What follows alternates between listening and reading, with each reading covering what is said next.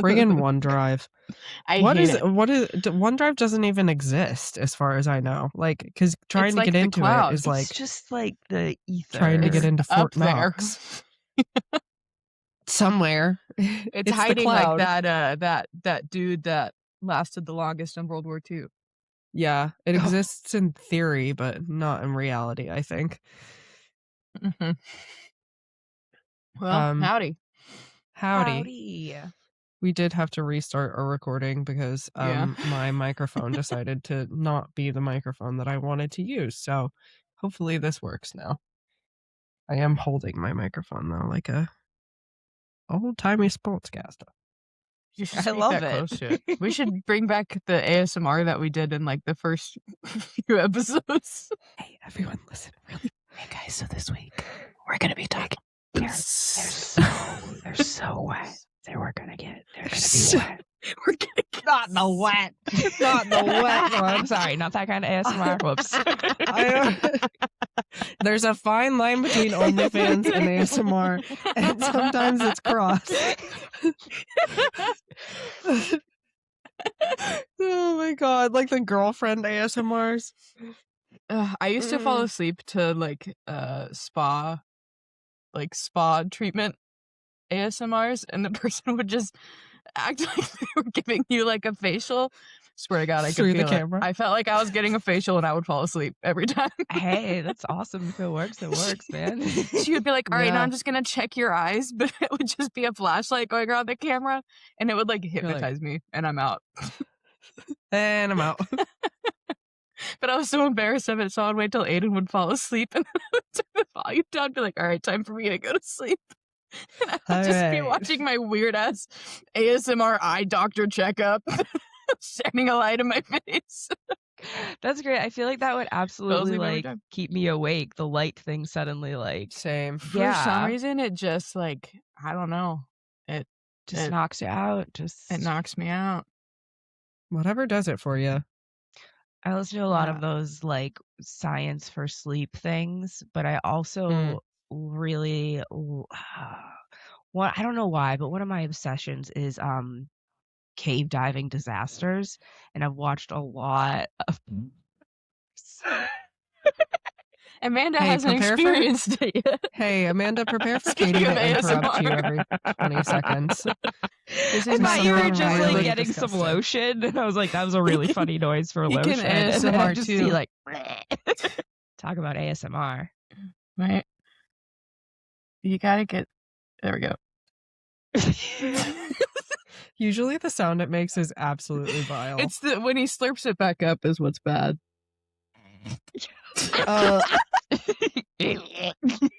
What just triggered my gag is reflex. Whenever we edit it, we take out background noises so you can never hear the noises I make with this guy. It's just for Maddie to suffer. Yeah, so it just sounds like me being a bitch, basically, at the end of the day. I'm like, stop doing that thing. And you're like, what? Everyone's like, she's not doing anything. Now I know. Now I know the crazy secret. Hell. Sorry, what were you talking about, Amanda? I don't remember, and I don't care. Honestly, this is what happens on don't this care, podcast. Don't remember. This was a great 80% of the This time. is better anyway. Sorry. Don't apologize. Amanda, I'm apologizing for Katie. Amanda told me not to apologize last week, and Amanda, I've sent the screenshot of you sending me that text to 2 friends since then because they apologized for text. And I was like, I'm gonna send this to you because Amanda told this to me, and so everyone needs to hear it. It's something I've definitely like I've been guilty of just been like, oh, I'm sorry. I was like, no, like just stop. Like I don't need to apologize for as much shit as I am, and neither do most of the women that I do. So it's just a gentle like, don't apologize for that. You don't need to. Yeah, and fair. I'm trying to fight against it in polite ways. I'm not like, you don't just like you don't need to apologize to me that you are sick. I'm sorry that you're sick. Fair. Like it goes the other way. Like I feel bad for you that you're sick. I am, however, from the Midwest, and so it's really difficult for me not to apologize for my entire existence. I mean, I live with a British man. Oh, we good Lord. apologize for everything. Yeah, the only way it could be worse if you were Canadian. I know. I know. No, I'm also very guilty of just constantly apologizing, but it's something I've like been just trying to work on and like call myself out on. I'm like, no, but because also like when I feel like, because I do fuck up and need to apologize for things, and if you're just kind of like, it's kind of like, if you're constantly like, I'm sorry for everything. I feel like when you do fuck up and you have to say like, oh, I'm sorry, that was not good of me, or blah blah blah. It's like it carries more weight because you're not always just apologizing for existing because you don't need to, because you can't exist. That's a really good point. We should have her on all the time, Kim. I only have a few of these wisdom You're officially a part of the podcast. She's hired forever. She's hired. Sorry. So we didn't introduce why Amanda is here, did we? Oh yes. Hello. I'm Amanda. Today, my friend Amanda is here. And we're gonna the friend and colleague. Yes, work friend. Two if you will. Scientists. just two scientists here to talk about swamps. Yeah. Hell yeah. Because Amanda loves swamps. Who doesn't love swamps? Everyone will love swamps by the end of this. Shrek loves swamps. Yeah, my swamp. Fun fact: our Wi-Fi in our house is called My Swamp because of Shrek. My swamp. Get out, me swamp. Dan named that one. I can't take credit. I love that. What is ours? We don't have a name for ours. Ours is hey, I never asked you, and the password is, do you like guacamole? I knew that, actually. It's from Step Brothers. That's great. I love that. I think our password is a Magic the Gathering card name. Is Aiden into Magic the Gathering? He super is. We actually, Dan and Aiden get to meet in May.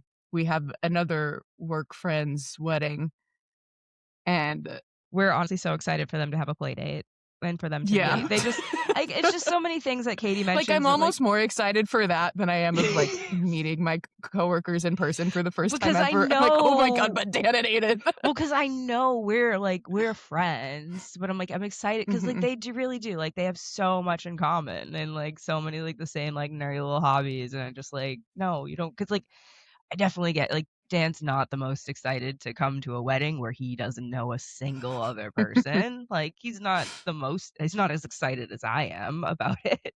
But I'm just like, no, I have a best friend for you.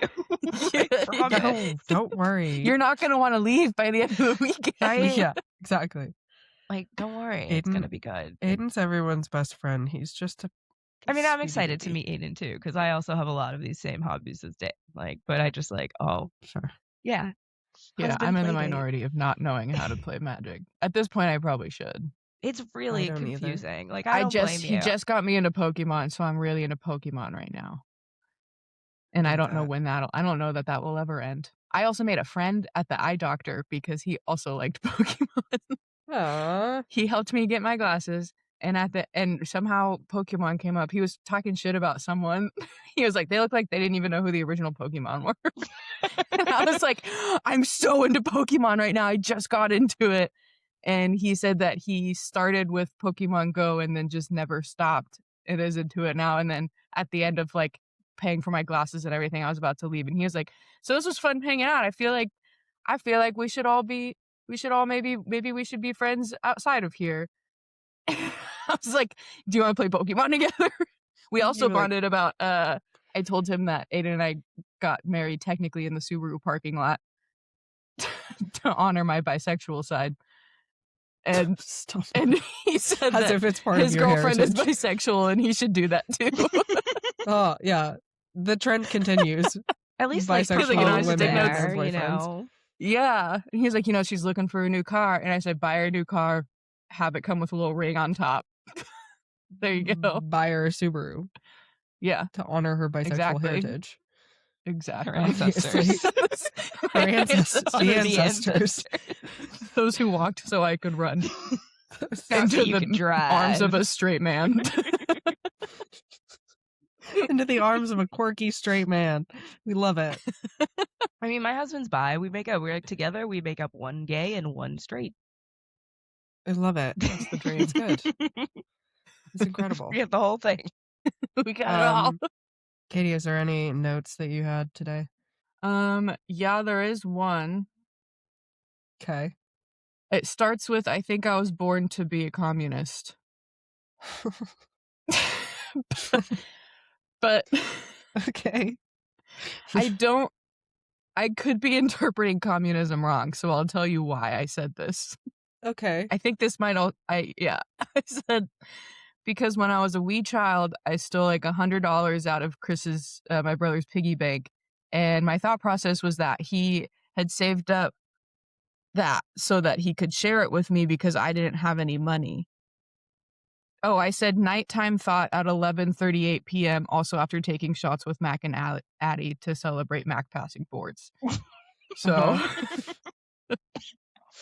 so yeah, I was thinking about one time I stole a bunch of money from my brother because I was like, he has so much, like he can share. So it felt fair to me. Sometimes it does. It has to be consensual, I think, to be a system of government. But I didn't get to have a birthday party that year. That's called a kleptocracy. That was my punishment. Yeah. Yeah. But I and Robin Hood is what I think it is. No, I think it is more socialism than you.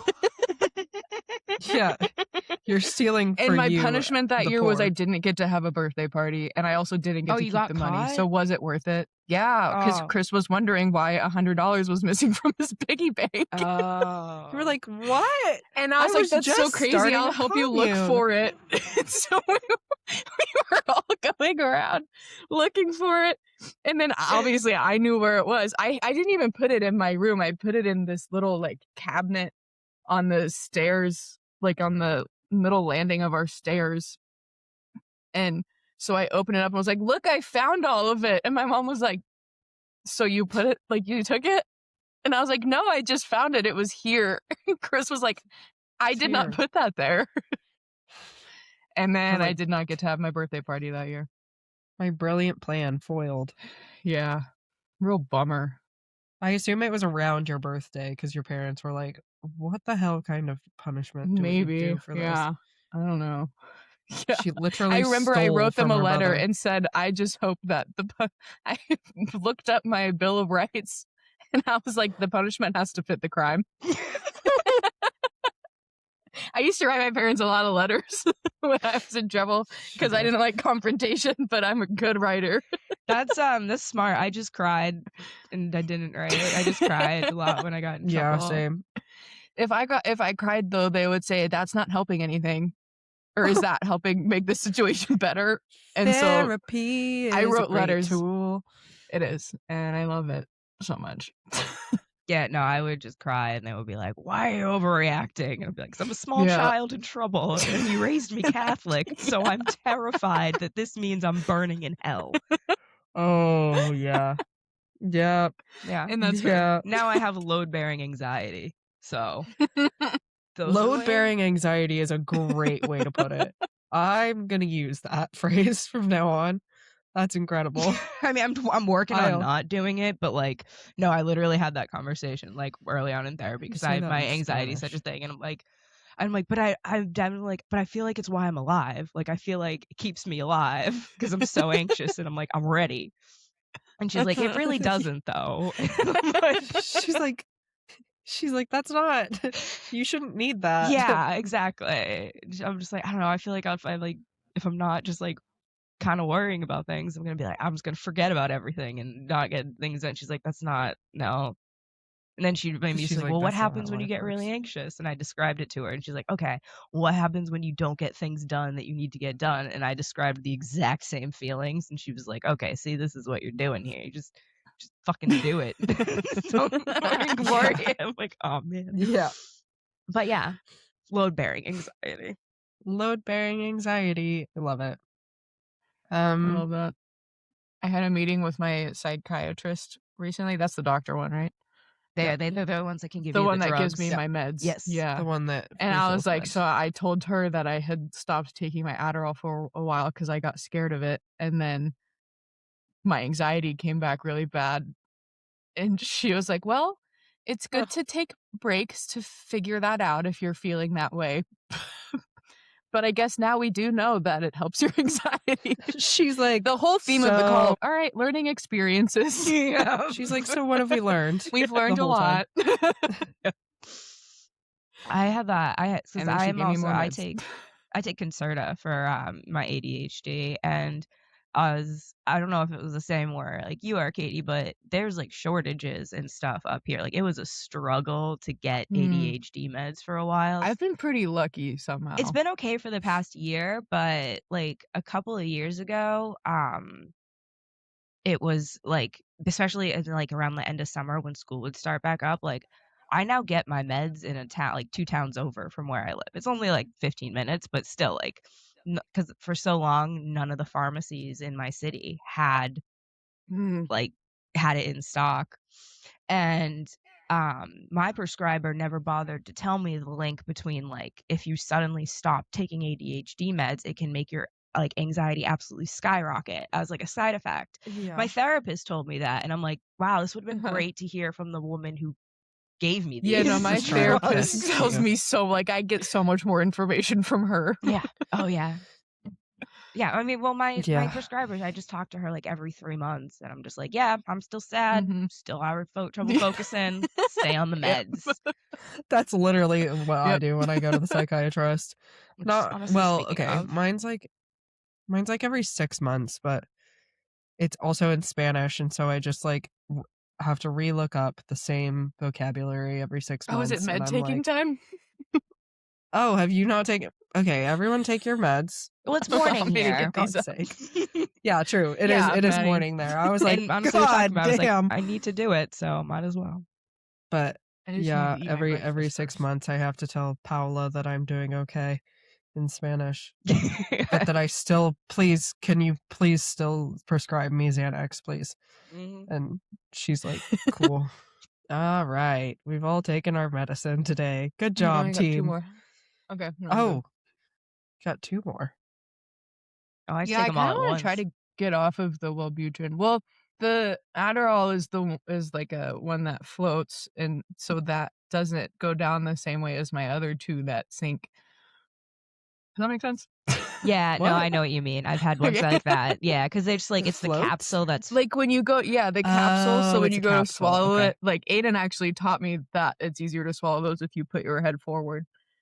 And so I do that with that one, and then I take the other 2 are the normal. Like they just shoot down there, Huh. As a child that had chronic sinus infections, I just learned to take pills really, really quickly. I was like, my mom was like, well, you should try with M&Ms or peas. And I was like, fine. Just shoving down my throat so that I didn't have to take the syrup anymore. Because I used to have to take Zithromax syrup. Oh my God. And it was like bubblegum flavored. Absolutely horrible.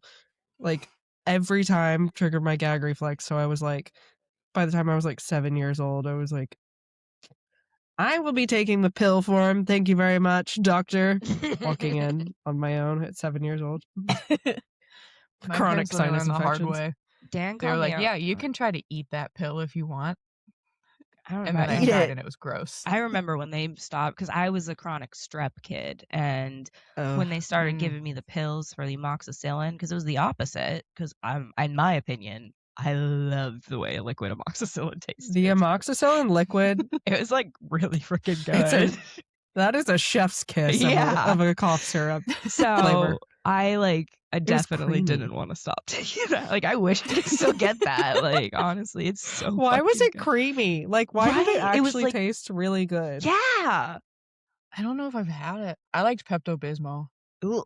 It's kind of like a Pepto-Bismol. It's like a better, it's like a sweet, but it good tastes Pepto-Bismol. Better. Yeah. Like, I honestly hate Pepto-Bismol because it so deceivingly looks like amoxicillin, but does not taste anything like amoxicillin. It's chalky. Yeah. It's not like amoxicillin. It's like, amoxicillin is like a milkshake, honestly. It's more like a milkshake than it is like a medicine. Great. It's so good. It was really... Sign me up. It's unfortunate that we're both like, yes, amoxicillin. Yes, so good. Perfect. They just had to switch me back and forth between. Sometimes I forget about this, and then like I've been with my partner for 4 years, and sometimes I'll, like, say, like, "Oh, yeah, like, I did breathing treatments every week whenever I was younger and, like, had to switch back and forth between antibiotics, like, every month because otherwise my body was gonna build immunity to it." He's like, "How sick were you?" And I was like, "I hold the record in my family for most ER visits, actually, so Not to brag. not to brag, Well, you said but" he's British. You'd be like, we just think like Victorian child. That's Yeah, that was he's my probably pretty much. yeah. Pretty much just a That was sickly part of the Victorian draw. child. He was Whether it sickly was in other conscious or ways, so subconscious. yeah. He was sickly in other ways, so I feel like Yeah, he was also kind of a sickly child. he was a bit, yeah. He got glasses. I learned this week he got glasses when he was 4 years old. Can you imagine Oh, I how cute love that small was? children with glasses. I It's was the a cutest little thing in kid. the I got entire glasses. world. I wasn't 4. I think I was in like first grade, so what, like 6 or 7? Yeah, That's so I had cute. glasses. I love it. Yeah, so I was I a little love kid kids with with glasses. glasses. It was looking back, I was so cute, and adults always complimented me on my glasses, but yeah, kids were mean about like, God. Well, I always obviously, kids wanted are glasses, assholes. and then my eyesight didn't get bad until high school. Oh, I have But I tried I really astigmatism. always hard wanted for it to My be glasses eyes have bad too. always before been then. shit. Katie, you're the one who, like, lived out all of my intrusive thoughts, really. Like, I always wanted glasses as well, but, like, I never, like, tried to convince people. My sister did that. Like, my sister convinced my mom when she was, like, 8 that she needed glasses, and she definitely, like, lied on the test thing and then got glasses and then proceeded to not wear the glasses that my mom bought her because they hurt her head. And my mom was like, "I don't think she needed glasses." I was like, "No shit." See, I was the opposite because I had them when I was little, but I did not like wearing them, and I just like basically kind of argued that I did not need glasses because so I have astigmatism. It was my left eye that was always the bad eye. And so that's the thing, like they do the eye test in school and I would do fine, but then when I had to cover my right eye, I would be like kind of like it would be off because like so I was just like and I was like, well, I'm not reading with one eye closed. I can read just fine.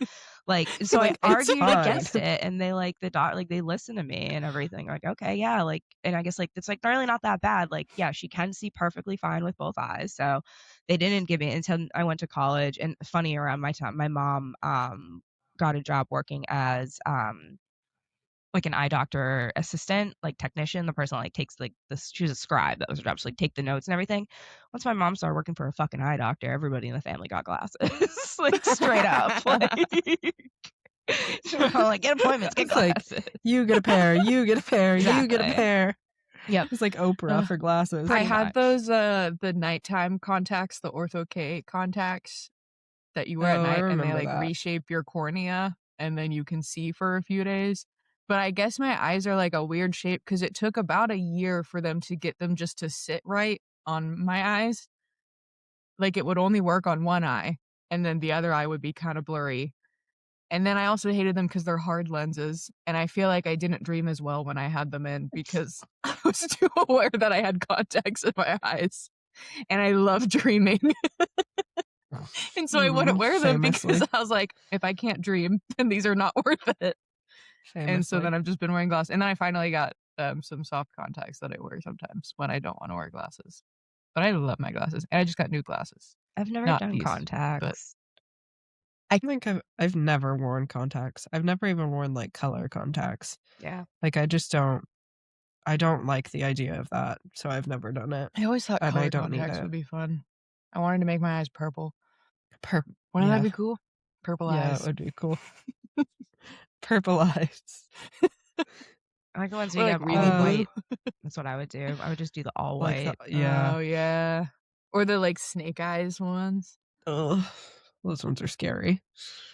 Or the all black me ones. nuts. Those ones are scary too. Yeah. I love scary eyes. Well, Anyways, should we talk you want about to talk about swamps? swamps? Yeah. Yeah, we Cool notes absolutely up. should. Swamp. Swamps. Swamp. All right. Amanda, you up? Yeah. All right. So swamps are fantastic. They're, one of the 4 main types of wetlands. They're my personal favorite. They're also probably, like, the most common. I'm not gonna say there definitely are, but they can be found pretty much anywhere, and so they're not as rare as, your bogs and stuff that need some kinda special conditions to form. Let me go here, we're gonna do double side. So swamps. They're wetland consisting of saturated soils or standing water. So either the soils are constantly saturated or there is standing water there for part or most of the year. And the specific thing that makes a swamp is the vegetation. And this point is woody vegetation. So your trees, your shrubs, um, that is what makes a swamp. And that's what makes them honestly kind of creepy and cool and weird Yeah, is the so fact that, creepy. You ever drive by when you see the Mhm. big, like, dead trees submerged in the Mhm. water, and you're just like, there's ghosts there. Swamp. Yeah, Yeah. that's a swamp. So we're not talking about marshes. Marshes are similar, very similar, because they're found in the same, areas along rivers. But marshes are dominated by your soft stem vegetation. So your reeds, your grasses, your sedges and rushes, those kind of things. You will often find marshes and swamps right next to each other along rivers and lakes. Hmm. Essentially, where the water first meets the land, you might have a marshy area where only soft stem vegetation and emergent plants like your wetland plants, your what are they called? My the pickerel plants, the purple little flowers. Those are super fun that grow Mhm. along with lily pads. Those are usually found in marshes, but then you get a little further inland, you don't get water there as often year round, and that's where you're gonna get some stronger vegetation, your woody vegetation that can, um, live in a little bit, like, stronger soil. Also things that make swamps unique is they have extremely nutrient-rich soil, crazy fertile, which is why you get an insane amount of biodiversity in swamps. One of my favorite things about swamps and wetlands in general is aside from rainforests and coral reefs, wetlands have the highest level of biodiversity of any biome, Hmm. the third highest out of those. So it's just, and that's Hmm. always fascinating because you think often, especially when I was younger, to see places with extreme levels of biodiversity, you'd have to go and travel to the Great Barrier Reef or the Amazon rainforest. But that's nope. There's honestly an insane amount of biodiversity just in your little backyard swamp. And yeah, Love that. that's my first little ramble. Swamps. Um, yeah, so I think, Amanda, you said this, but there's forested swamps and shrubby swamps are kind Hmm. of Yeah, the so your 2 forested swamps, ways we swamps. classify them. Yeah, swamps. Swamps. There's basically where you have more trees. Trees will be the dominant species there, and Mhm. um, by dominant species, I mean the species that is the largest species plant in the area. Essentially, they'll take up the most nutrients to grow. So swamps are also Mhm. like characterized by the dominant vegetation that lives there. So you often hear about, maple swamps, cedar swamps, cypress swamps, mangrove swamps, because those are the trees there that Yeah. are the most dominant species and have adapted to live in those wetlands. And then Person shrub would. swamps are just that. They have slightly smaller vegetation. They don't have enough, maybe they don't have enough the soils are too saturated year round to really support strong woody plants. So it's just, your shrubs. But hey, we still love a shrubby swamp just as much as a woody We swamp. love a shrubby swamp. Hmm. That's I was Uh, looking. I saw a video this week. Was it? It's in Texas, like Lake Caddo or something. Is that what it's called? Yep. Caddo That is Lake. a place. yeah. That's a swamp. Is Hmm. it a swamp? No. It's both. Yeah. Okay. It's a lake with Okay. swamp area around it. Yes. It's like the big. Is it cypress trees? Yep. Yeah. I'll talk about some Yeah. cypress swamps. Oh, okay. Cool. It's my favorite kind. Sorry, I'm No, no, spoiling. no. No, Yeah, they're the how dare you? spookiest. I love them. They're the No, yeah, I love spookiest, a and cypress swamp. mangrove ones, I think, are the prettiest. I agree That's with my that. That's fair. opinion. Yeah. So swamps act like sponges. The trees kind of like they absorb a lot of the water if like a big storm comes in, and it lessens a lot of the flood impact because they can absorb a lot of that water and then slowly release it over time instead of just letting it all explode. They also the plants absorb a lot of like chemicals and like maybe agricultural runoff that come from agricultural farms, and they help filter and purify that water.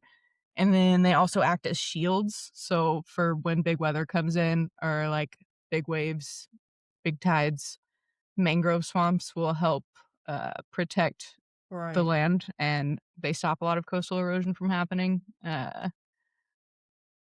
They just kind of they're anchors, Mhm.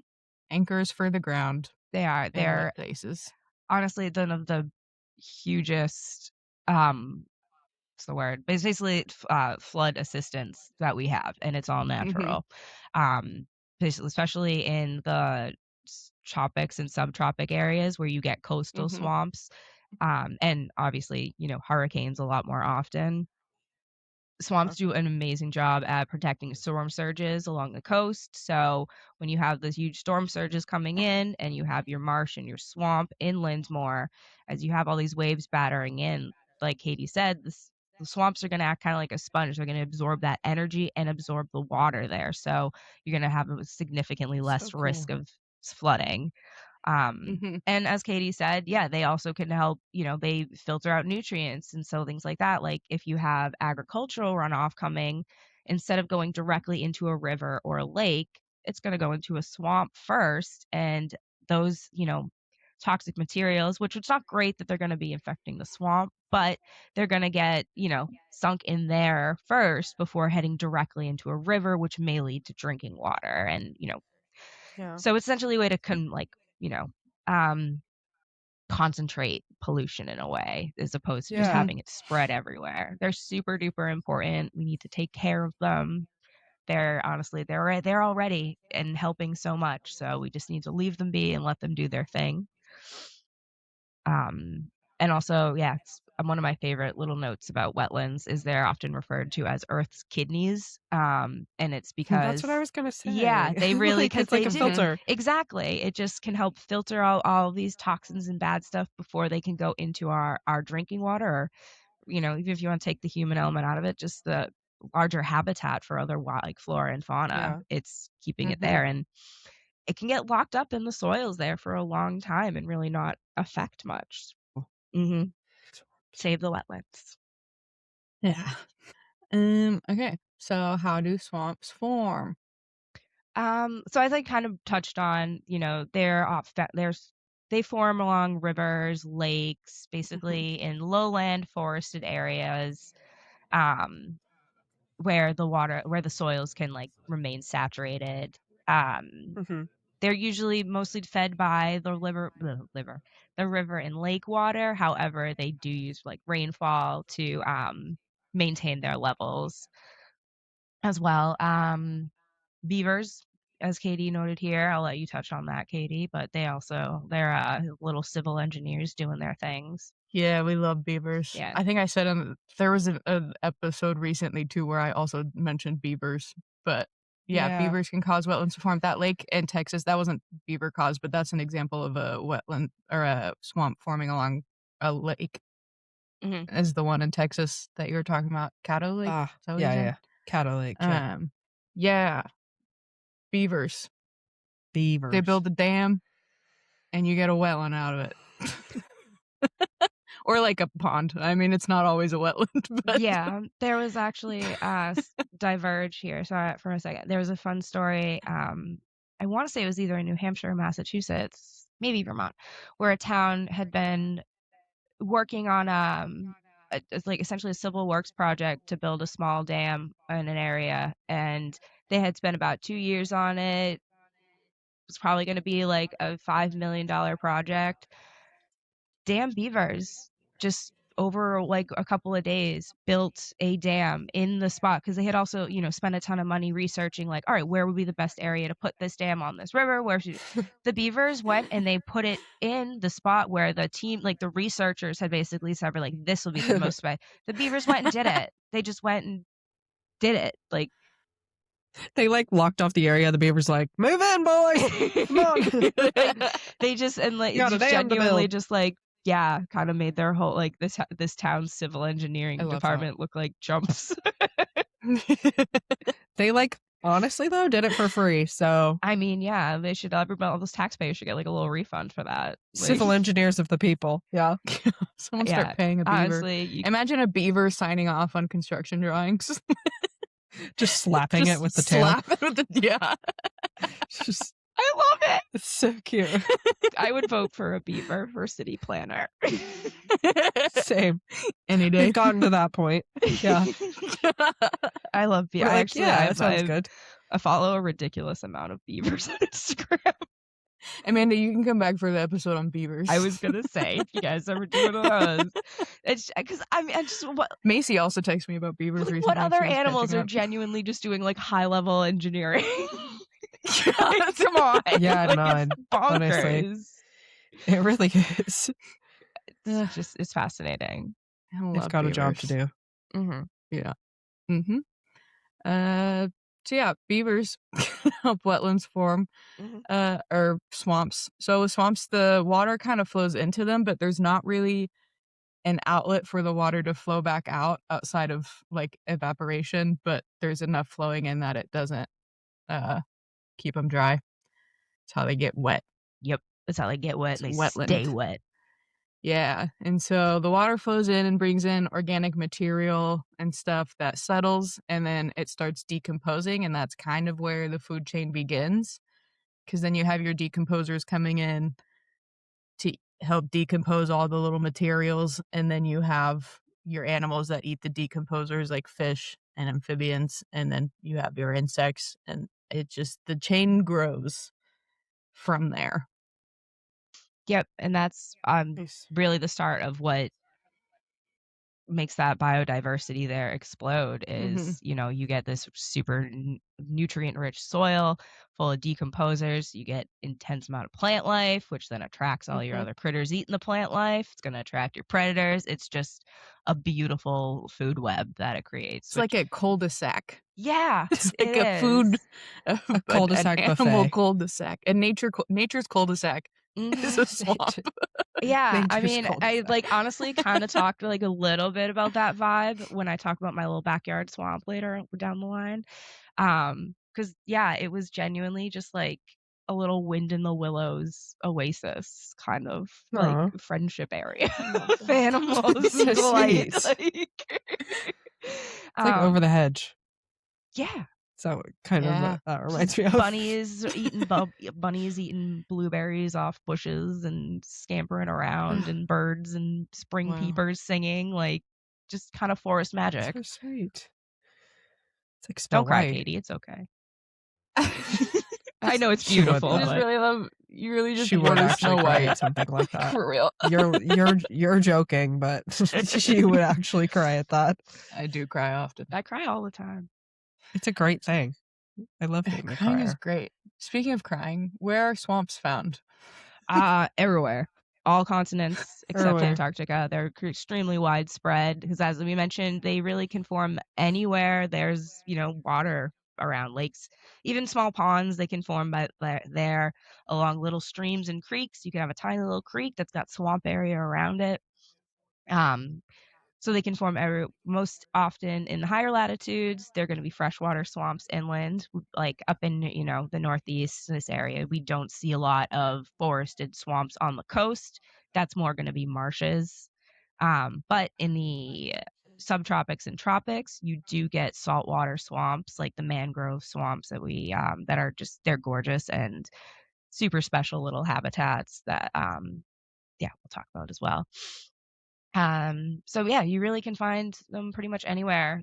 Wetlands, they cover about 6% of the Earth's surface. 40% of all plant and animal life, they need wetlands as part of their breeding cycle.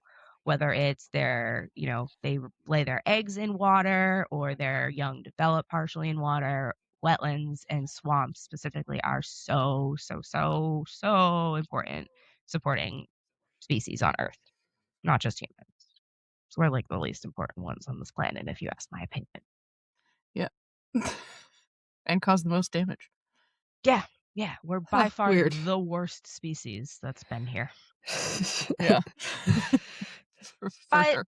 No question. We are the species that has been able to study all of these plants and animals and bring them to attention. 'Cause, squirrels don't know about mangrove swamps, and that's kind of a bummer, True. but I can learn That would about them. suck, yeah.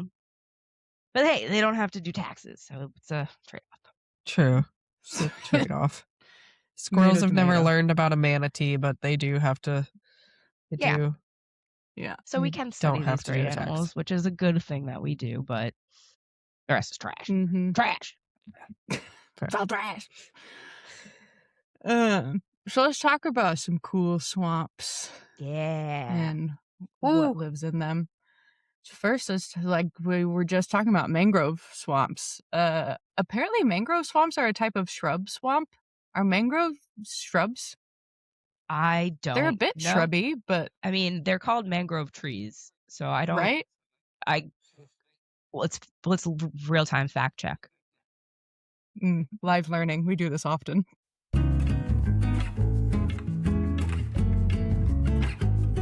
Hardy shrubs and trees. Okay, both. So they're both. Honestly, I'm not going to tell you. I don't know the difference between a shrub and a tree. A shrub and a tree. I don't either.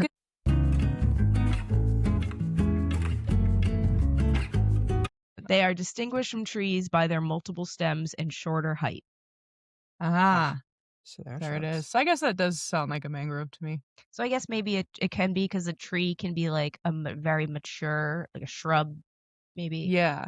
It could be like all shrubs are trees, but not all trees are shrubs. Yeah. Also, hey, it can identify however it wants. Exactly. It's really up to the individual mangrove. And that's all about mangroves. Trees and shrubs is a this spectrum. Week's episode is about mangrove gender identity. The tree shrub spectrum. Identity spectrum. It's not just a binary. No. It's a spectrum. You don't have to just be a tree or a shrub. You can be both. You can be both. Yep, you can be both. Yeah, so mangroves, shrubby swamps. Mangroves like the shallow and muddy water, and they tolerate salt. A lot of people think they love salt. That's not true. They just can handle it better than most other, shrubby trees. Everybody is like, oh, mangrove loves swamp. So mangrove loves salt. Mangrove loves swamp. I'm just like, it's fine. I'll take Mangroves are just brave. If nobody else will do it. Mangroves are like, ugh. Yeah, he's like, I guess. Nobody else is going to do it. I'll take this niche, I guess. Yeah. So you'll usually find a mangrove in, like Amanda said, in like an estuary area, a little further inland than the marshes.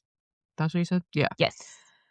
So this is where you're having fresh water that's flowing out, that's bringing a lot of nutrients, and then you have salt water flowing in that has like plankton and a lot of beneficial bacteria, and it's all kind of moving in and out. And that creates a whole feast of life, and a really good breeding ground and nursery ground for sharks and green turtles, which I looked back at my list of ranked sea turtles and I had them ranked as number 1, but if I'm being honest with myself, they're number 3 on my list of favorite turtles. Can we get 1 and 2, please? A sudden change. 1 and 2 is Kemp's Ridley and Leatherback. Oh, okay. All right. Someone can never tell me their third or whatever or favorite. Olive I need Ridley. to know what the others are. Yeah, no, that's fair. Kemp's Ridley so is Crush, no? Crush, I think, is a green. Oh, yeah, no, you're right. Yeah. Or loggerhead. This guy's a little bit weirder looking. Yeah. I do really like leatherbacks personally. Right? I don't dislike any of them, if I'm obviously, but Sure, of the course. leatherbacks are super cool. Yeah. They are cool. They're huge. And And they're just not like it. They're not like other girls. They're no, not like other girls. they're not. For No. sure. Yeah. But yeah, mangroves. Mangroves, yeah. Mangroves, The sorry. Galapagos mangrove swamps specifically. Shout out to the mangroves I was supposed to study for my honors thesis before I got kicked out of honors and then also kicked out of study abroad for COVID. Anywho, Hey, they never make a made really any great honors beach. anything in college, so at least you started there. I did start there, and then the undiagnosed ADHD really got me. Yep. Got me good. Yeah. So the Galapagos mangrove swamps are a really great breeding ground and nursery ground for sharks, green turtles, Galapagos penguins, which are endemic to the area and also critically endangered, and also flamingos, seabirds, fish, all of the above. The Galapagos Islands are one of the most biodiverse archipelagos in the world, and they couldn't do that without mangrove swamps. Nope. So a lot of the native and endemic species depend exclusively on the wetlands, like the Heller's fiddler crab, which is a type of violin crab, and the mangrove finch is critically endangered. There's only like 100 adult birds left. It's the Oh, no. rarest bird in the Galapagos. And these swamps provide protection from them, from large predators or bad weather Mm. or Yes, I pollution. don't think we actually really described mangrove trees because I think that's kind of what makes them Yeah, so unique. that's a good point. Yeah, so because mangrove trees they grow really kind of like out of like with exposed roots, and so you have these Yeah. large root tangly systems that are mostly are like partially or fully submerged in water most of the time that make so when the tide comes in it makes excellent little hidey holes and areas for fish, birds, and critters like that. Essentially so, and then once the tide goes back out, those places still stay submerged, so that's why it makes a great nursery for, turtles and sharks because the water level will be low enough that, the babies will be okay and be able to grow and hatch and develop, but you're not gonna be able to get as many big predators coming in all the time. They maybe will be able to come in when the tide's higher, but the rest of the time, they can't access that area. So actually even, like, when, lemon sharks, they famously, breed and they use the mangroves as nurseries. Mama's got to make sure she gets in and out before the tide comes back, otherwise she's gonna be shit out of luck. So yeah, it's just they provide really great protection, which is why they're such like a unique tree and made these swamps and help biodiversity really explode there. Yeah, if you can look up the pictures of mangroves. That is one thing I kept like thinking. I was like, I want to add pictures. I'm like, nope, it's a podcast, man. It's just not pictures. Yeah, sometimes because we post the video recording on YouTube. Sometimes I'll put pictures over the recording. I can do that for this. At least a I did it for mangrove. the nudibranchs, and it took me like 5 hours to edit because I was like, I want to put a picture of this one and this one. And this I feel one. like it's just one good shot of a mangrove because they are really Yeah, they're I'll do a beautiful. good. Yeah, Mangroves they're known are for their crazy root systems and the way they just. Yeah. It's like a. They look like a little like hand. yeah, literally like a gnarled, just like Yeah. yeah, They're all so that. cool. I think I haven't assessed my list of favorite trees, but for a while mangroves were number 3. They maybe have moved up a little bit. The others were the California redwood and the baobab tree. Sure. Oh, I love a baobab. It's like huge trunk. They call it an upside down tree. Oh yeah. They're in Yeah. Africa and they got the big fat gigantic trunks. Yeah. And then I wanted so badly to see one when we were the couple of days we spent in Kruger National Park, but the only baobab they had in the park was at like on the north end, and I think we were on the south end. They're so cool. But we went to the botanical gardens and they had one there, and so I did get to see a baobab when I was in South Africa. That's awesome. And it was nuts. They're super The ginkgo leaves led me to it. I like those trees. That. Oh, and I've completely lost my train of thought. Never mind. Maybe someday it'll come back. Maybe it'll come back. I'll talk about my I favorite remember. trees. It was those trees in that island in Yemen, off the coast of Yemen, Socotra. The trees that bleed. Yes. I know. Those are cool. Those are wild. Yeah. What are they called? Dragon trees. That's what they're called. Those are so cool. Another fun tree is the divvy trees in Aruba. My parents took a trip there when I was younger, and they came back, and I became obsessed with these trees because apparently it's crazy windy on the island of Aruba, and these trees literally like they grow and then they go sideways, like because the wind's just blowing them, so they're just like sideways. They're little sideways divvy trees. That's Oh so yeah, I'm cool. looking at it now. That's so cool. Yeah, they came back and I've showing been me to all these Aruba. photos, and I was like, these are amazing. They're just That's so sideways, cool. little sideways That's so trees. cool. 'Cause it's so windy. That's so I love fun. that. Yep. Trees are amazing. Well, speaking I'll of come back cool for trees as well. Yeah. One of Sorry. my favorite types of trees is cypress trees. I love cypress. So let's talk about too. cypress swamps. Yeah. Cypress swamps are a type of forested swamp because big cypress trees. Mhm. They're also usually when you find cypress trees, you'll find tupelo trees because that's another type of tree that likes or is water tolerant. Likes a lot of water. That's a specific thing about trees that can grow in swamps. They have to be able to tolerate heavily saturated soils and being partially submerged, which not all trees can hang with. No.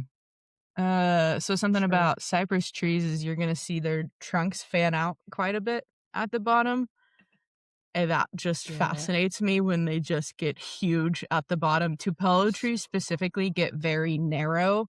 So they're narrow and then just like fan out. Cypress trees are a little more thick with the fans. And then they also grow knees from their roots. Because they're so saturated with water all of the time, these cypress knees can help with gas exchange and also helps them with stability since they're on pretty loose sediment on the bottom. Which is definitely helpful because I think part of these, I think the Everglades are also, I think they are partially saltwater swamps too. So you get some tidal influx there too. So they definitely need anything to help them more stability when you have extra tide energy coming in from that. Yeah, they hold the swamp together pretty much. So their knees and their root networks help reduce the soil erosion by stabilizing all of that sediment down there and also slows the flow rate of the water, which can be very helpful with floods. Like I said, they're like a sponge. And they provide lots of habitat for animals. They also have lots of Spanish moss. You'll see lots of Spanish moss around the trees in a cypress swamp. Yeah. The Atchafalaya swamp in Louisiana is a bottomland hardwood forest swamp, which is what a lot of swamps, at least in the southern U.S., are referred to as. There's some of your mom and this joke is in there. I haven't found it yet. I know, right? I had to type bottomland hardwood so many times and was giggling every time. One time I typed like bottomwood hardland. It was good. Bottomland hardwood. Say that 10 times. Bottomland hardwood. One time it was in high school. It was a girl on my swim team, and she lived on Hardwood Drive, and like it wasn't until we had a pasta party and she like gave everyone her address that she realized that is a hilarious road name. Like, girl, you've been living on Hardwood Drive, you didn't say anything. So the Atchafalaya swamp is the longest continuous river swamp in the U.S. or the world. I'm not sure. Didn't write it down.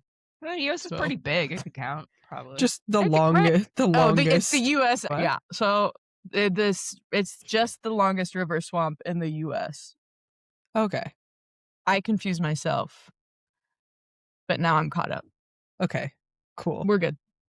The whole basin stretches from Simsport. I might have spelled that wrong because it doesn't look right.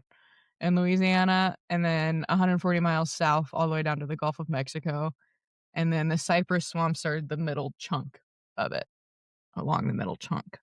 And they're full of animals.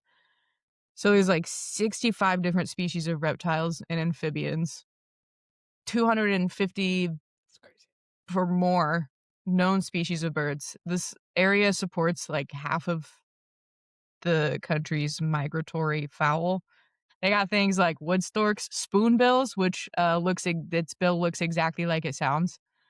It's just It is really cool. You should look up a It's spoonbill. long. Yeah. It goes like this, and then whoop, and Spoonbills they are put it in the cool. water. And they go, Oh, yep. Mm-hmm. and they get all the little. That's what it says on the little tin. bugs. Yeah, I love spoonbills. I would love to see a spoonbill. They They also have the Tune into the highest... YouTube to my Yeah, they're impression of a pink. spoonbill. Yeah. we don't need a picture of spoonbills to put up. We got Amanda. Live interpretation.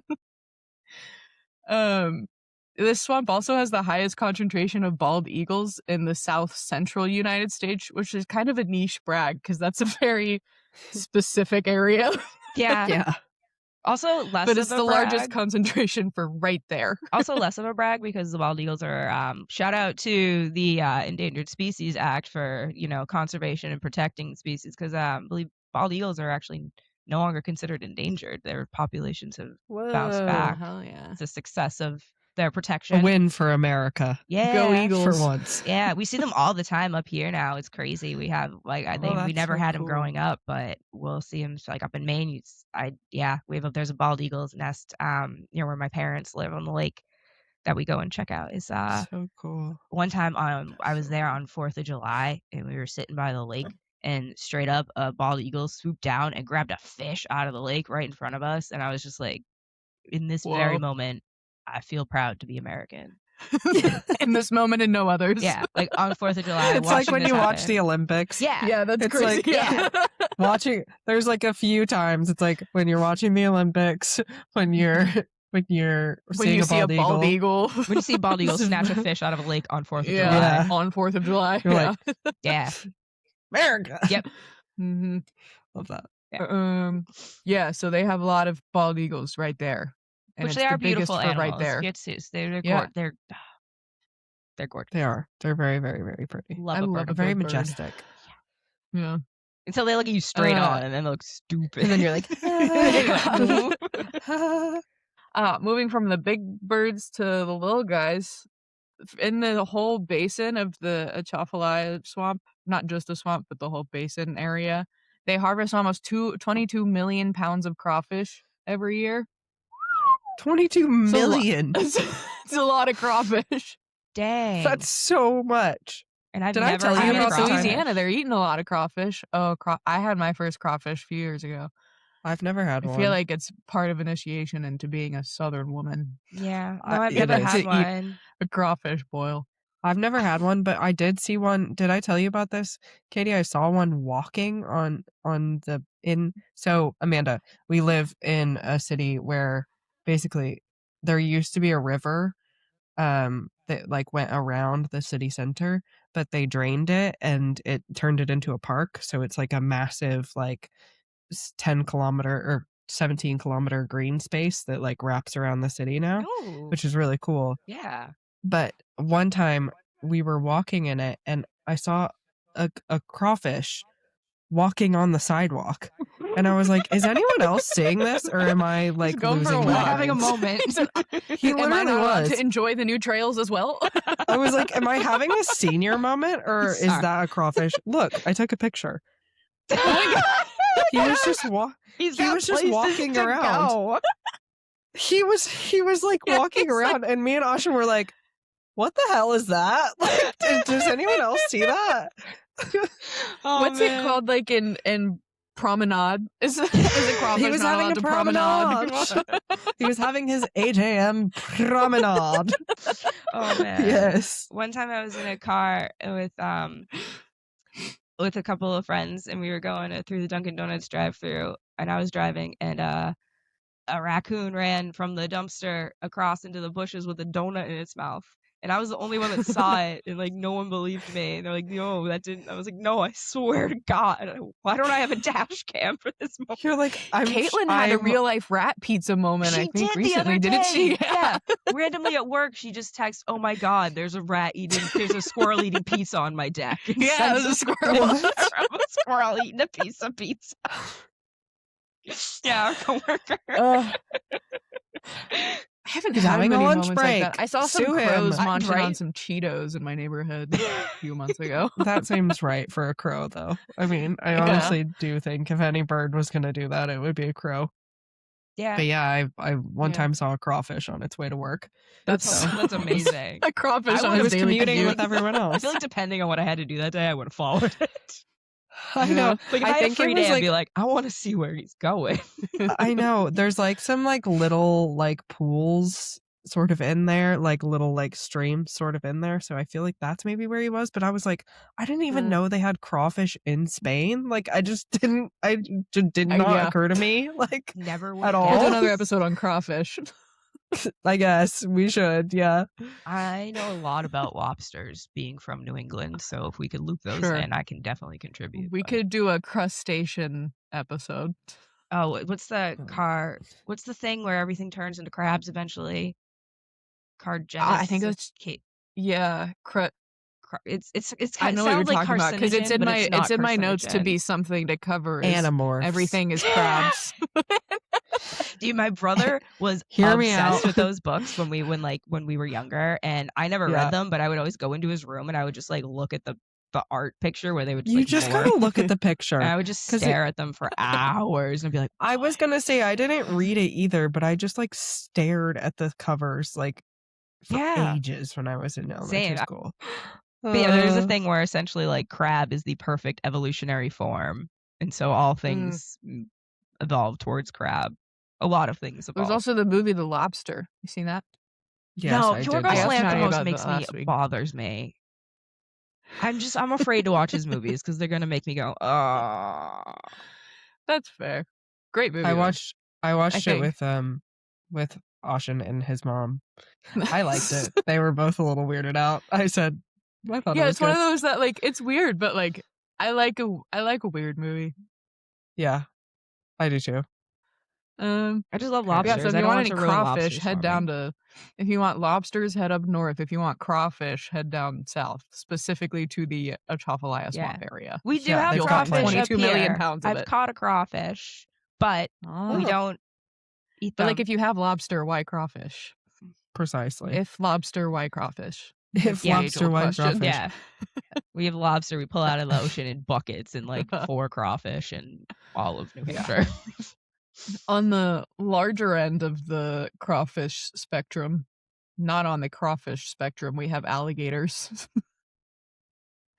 They like to dig their dens in the muddy roots around the cypress trees.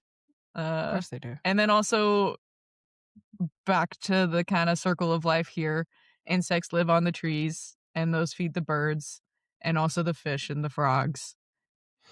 And they all depend on the stability provided by the cypress swamps to survive and thrive. Right, and Truly thrive. like we mentioned above, like, you know, so many species and plants need wetlands for part of their life cycle. So a lot of the insects that are going to be living in trees in their adult stages are starting off as little macroinvertebrates swimming around in the water in their larva stage.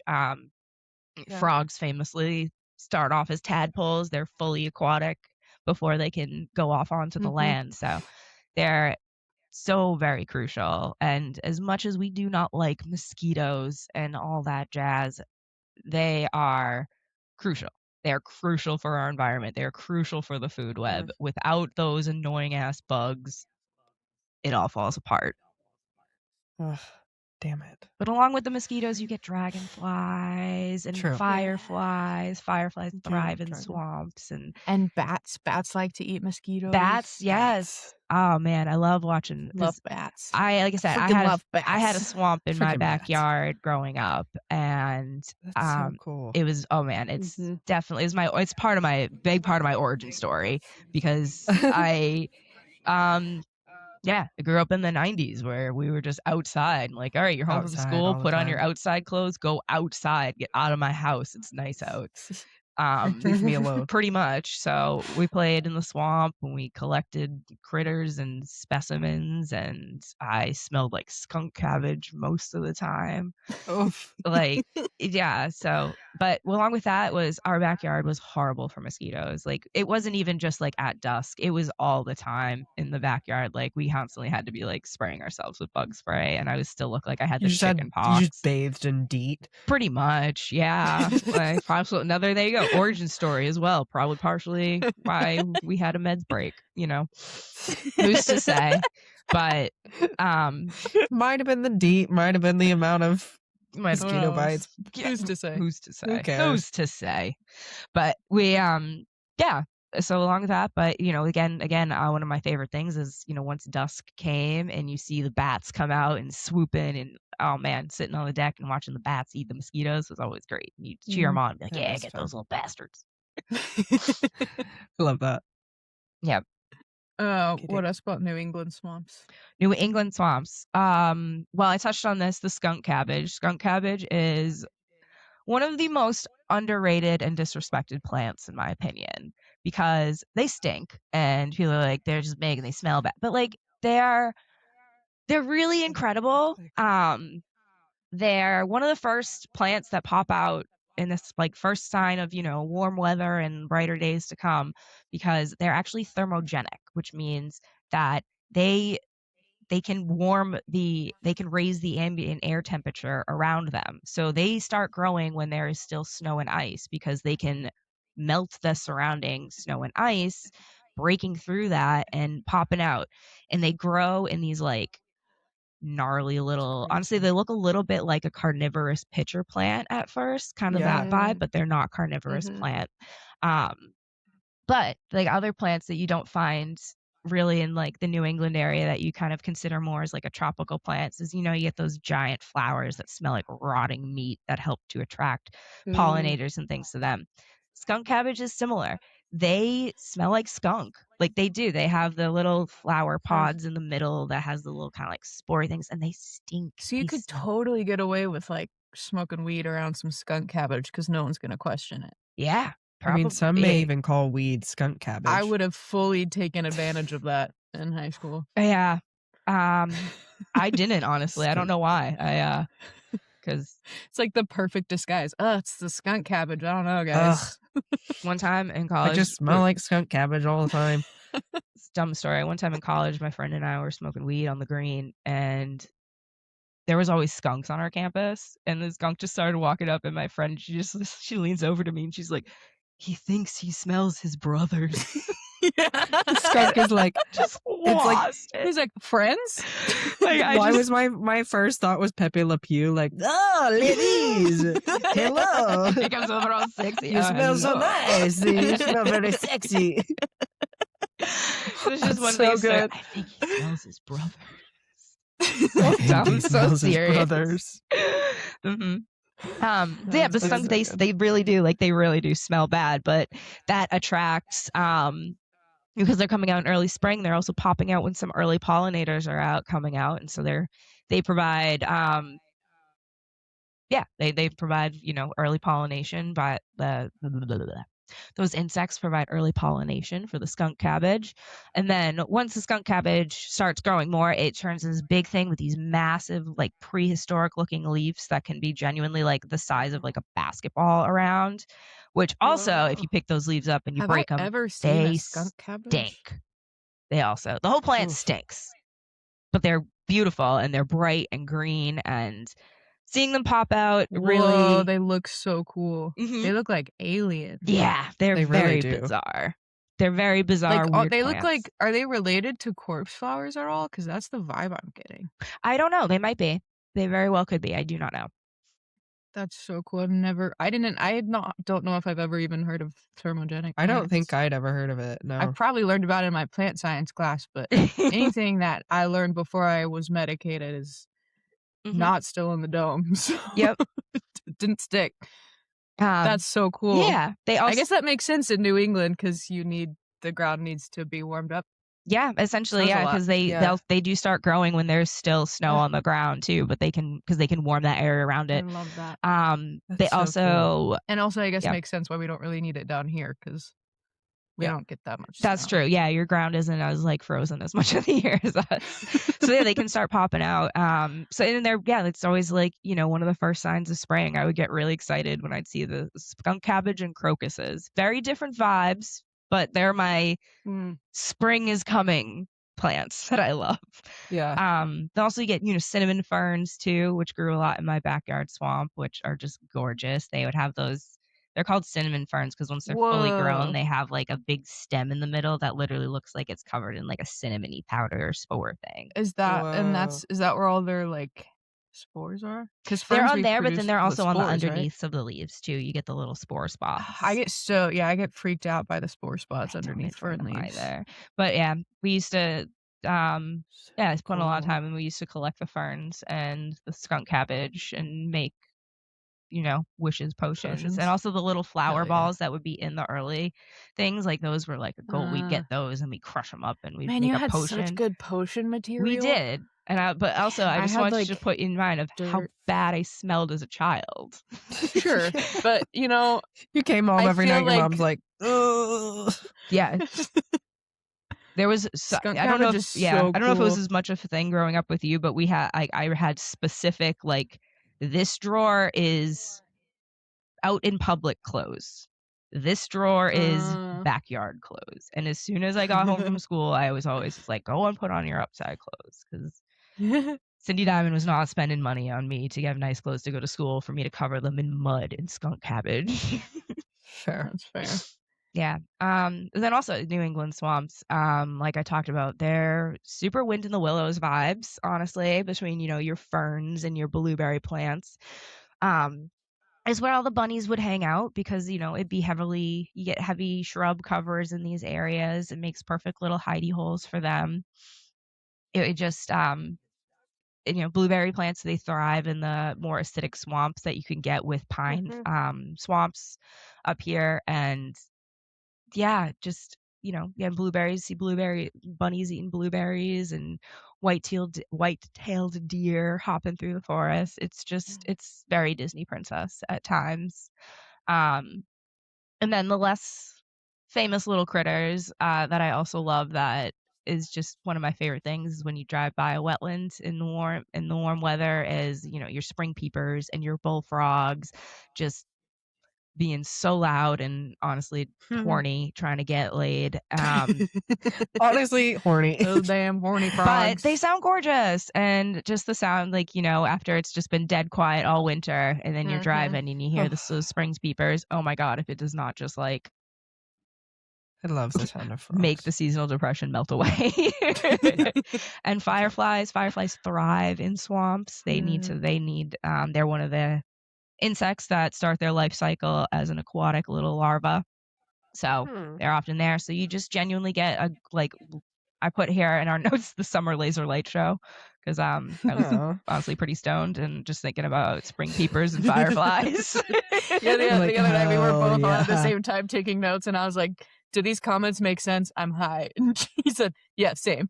I think I said same. She's I'm like, eating a sandwich. I don't know, I am too. Yeah. Completely irrelevant, but also eating a sandwich. Thanks. It was. It felt like it was affecting my ability to think and type, honestly, because it was like it was like a big messy sandwich. It was like it took a lot of attention. You're like, I don't know. Give me like 10 minutes, please. I'm eating a sandwich. Katie's like, heard. He's like, oh, I was that. eating pita chips and hummus. Katie like definitely thinks it's code. She's like, yeah. Katie's talking about some cool stuff. Yeah, big sandwich vibes. Gotcha. The last wetland that I wanted to touch on that I did not take a ton of notes on, but I have some other stuff on the side here is the Pantanal in South America. This is the largest wetland area on the planet, possibly in the universe. It covers areas of Brazil, Bolivia, and I want to say Peru, but I'm not sure. Let me check. Live learning. Paraguay. not Peru, Paraguay. Yeah, it covers something like 75,000 square miles, which for our UK listeners is a little under 200,000 square kilometers. It's not actually part of the Amazon rainforest, which I actually did think it was at first, because just, I tend to think wetlands, South America, Amazon. It's not. It's part of the Paraguay River basin and its tributaries. And it's basically, it's a massive area that also has not really even been able to be fully studied and explored and touched by, modern societies of humans, because one thing about wetlands is that they're very difficult to get into. Like, they don't always have navigable waters. You get a lot of shallow areas, you get a lot of areas with really dense vegetation. It's just difficult to get into it without, and especially in these areas, you have caimans and crocodiles and maybe sometimes some sharks. And well, actually, no, not in this area. You're not close enough to the ocean. But you're getting dangerous animals in here, not to mention your, tropical diseases that you're at risk of when you're traveling in these areas. It's just, so it's a lot of area that's just been fully untouched by humans and modern humans, because also they do believe there are a few undocumented tribes that are living in this area that fully rely and just live off of the resources provided from the rainforest and the rivers and the wetlands. And yeah, it's one of the few areas on Earth that hasn't been fucked with, because it's hard to fuck with it in a way. It's just difficult to get to. It has some of the highest biodiversity in the world. It has got over 2,000 different plant species identified there. Again, it's also, we haven't been able to explore as much of it, so we don't really know. You get the crazy bird species, pantanal deers, giant river otters, which sounds like honestly like a creature from Magic the Gathering that I want to meet and be friends with. Also, we got spoonbills here. So many plants, so many animals, toucans, caimans, macaws, monkeys, jaguars. Yeah, it's this massive area that's been able to really flourish and support massive amounts of biodiversity. And honestly, kind of hope we don't get to study it too much and it just gets to flourish how it is. Let it stay there. Yeah. Speaking of things we do too much about, now let's talk about the threats to swamps. I'm gonna try to get through this section fast, partially because it's a bummer, partially because but it's important. Time, we gotta and know. Also partially, it's important, and also partially because the section after it is more fun. Yes. So since 1970, I couldn't find swamp-specific percentages, but wetlands in general, since 1970, 22% of the wetlands around the world have been completely lost, which is about 411 million hectares, which is a lot. 50% of wetlands in the U.S. gone. And about 25% of the wetlands we have left are in, quote, poor ecological condition, and that's kind of just getting worse. So, kind of the reason why is basically humans didn't see any monetary value in swamps. They thought they were kind of icky and creepy and more of a nuisance than the lifeblood of our planet. It's a bummer. So we filled them in, drained them, built over them. Agriculture is a big one. Growing sugar, and the Florida Everglades takes up a lot of space that was previously either swampland or marshland. And the Everglades, I feel like it's a little more marshy because it's softer. It's like grasses. Yeah, definitely parts of the Everglades are more marsh, but it is definitely there's swamps as well. And it's very much a reason where it depends on how close you are to the water body there. If you're a little further inland, you're going to be in that swampy transition zone. If you're right on the edge, you're going to see all your grasses and stuff. Mm-hmm. Mangroves, they protect communities from storms, but because of climate change, there's more storms and they're a little more severe, way more severe. So the mangroves are suffering more damage, but also sea level rise is a problem. So if there's more salt water in the estuaries for longer, it makes it harder for the mangroves to germinate and create baby trees. So they're water tolerant, salt water tolerant, but they don't thrive in salt It's a water. So if there's tolerance. more salt water, yeah, It's a tolerance. I can put up for it. Yes. Put up with it. So if there's more salt water for longer, it's not good. And then those and with rising sea sea level rise, levels, that's a big issue. as we mentioned, that specifically mangrove swamps are nurseries and breeding grounds for a lot of animals. And part of that is because when they have lower levels of water during low tide, it offers them a significant amount of protection from larger predators.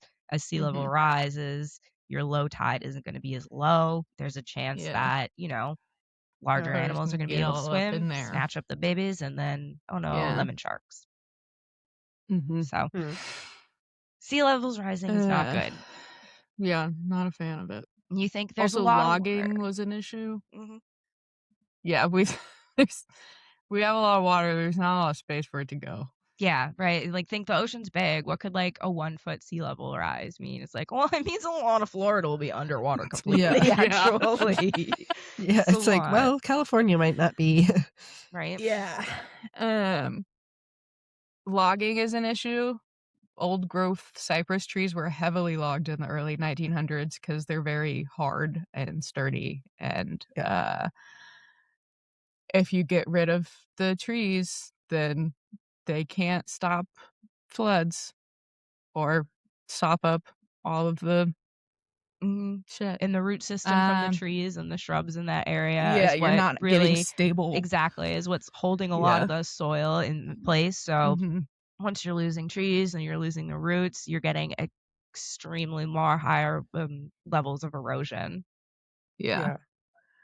And then on erosion too, just changing the natural flow of rivers, like we talked about in the freshwater episode, channelizing rivers and stuff, cuts off the sediment flow. The ground literally sinks and it makes salt water come in faster. This is an issue in like down in New Orleans, in Louisiana, all along the bayou where they've drained or filled in areas. All of that swampland isn't there anymore, and so they're literally sinking. And yeah, the same thing there as with mangrove trees. Young trees can't take root when salt water comes in like that, and the older trees struggle too because the chemistry changes. So what happens is they eventually all die, and it kind of turns into a ghost forest. So yeah, there's a lot of things messing with swamps. Ooh. And then also Not even good. as we mentioned, they do help a lot with being a bit of a sink for pollutants, specifically from agriculture. However, they can only do so much. They can't actually they can only hold in so much pollutants. Eventually, you're gonna be damaging the vegetation there and it's gonna be spreading into that. So high levels of agriculture along rivers and things like that with pesticides, pollutants, solvents, all of that jazz going into these. The higher concentration of them, the more damage it's doing and the less in its ability of the wetland to do its kidney function, essentially. Yeah. Now on to spooky things and spooky swamps. Ooh, spooky swamps. Yeah, Katie mentioned spooky swamps, and I'm just like, okay, how deep we go in? Because this could be a whole episode. This is Amanda's take. My contribution to this topic is now done, and Amanda is taking over spooky swamps. Yes. The spooky swamp queen, if you will. Yes, thank you. Hell One of my absolute favorite spooky swamps is one that is right here in New England. It's the Hockomock Swamp. That's partially in, I think, East Bridgewater. It's part of the Bridgewater Triangle, which I was just gonna say is our own spooky little triangle that we have up here where a bunch of weird shit happens. But the Hockomock Swamp is like the hotbed for these. There have been numerous stories of bizarre encounters in this swamp. it all relates back mostly. It was first used during the Hogbox Swamp area was first settled by the Wampanoag people, and during early wars of the Native Americans versus colonists, the Hockomock Swamp was a fortress essentially area because, as we talked about, swamps hard to get into, hard to penetrate. It's a good little hub there, and so the Wampanoags used that as a base against the British during King Philip's War. They also placed a lot of reverence on the swamp area. Hockomock it's a Algonquin term for the place where spirits dwell. So spooky. Yeah. One of my favorite weird little stories about the Hockomock Swamp it comes from some time, I think I want to say in the 1950s, where a man believes that he encountered a puckwudgie, which I don't know I if you love all are. I love the puckwudgies. The puckwudgie. I love puckwudgies. Yes, oh my they gosh, are my a favorite creature from cryptid. Wampanoag folklore. Yeah, they're known as the little wild men of the wood that vanishes, is what They're the so translation of their cute. name means. They're believed to be once friendly against. They believe that they were once friendly with humans. However, they have turned against us, and it's best to leave them alone. People who are annoyed by puckwudgies are said to be subjected to nasty tricks or tricked into following the puckwudgie where they will get trouble. The man that specifically talks about his experience with it was him. He was walking his dog along a road that goes along the Hockomock Swamp late at night, and he saw standing right outside the light of a street light a creature that wasn't it seemed to be standing like a human in a way, but not quite, and not quite big enough. And it seemed to he didn't really know what was going on, kind of took his distance back, and then just basically kind of heard a weird, like, grumbly noise of just like, come with me, like, not really sure what it was or whatever. And then, as soon as, like, the man looks away and looks back and the creature is gone and his dog is barking and he's like, out of here. He gets out of there. Correct choice.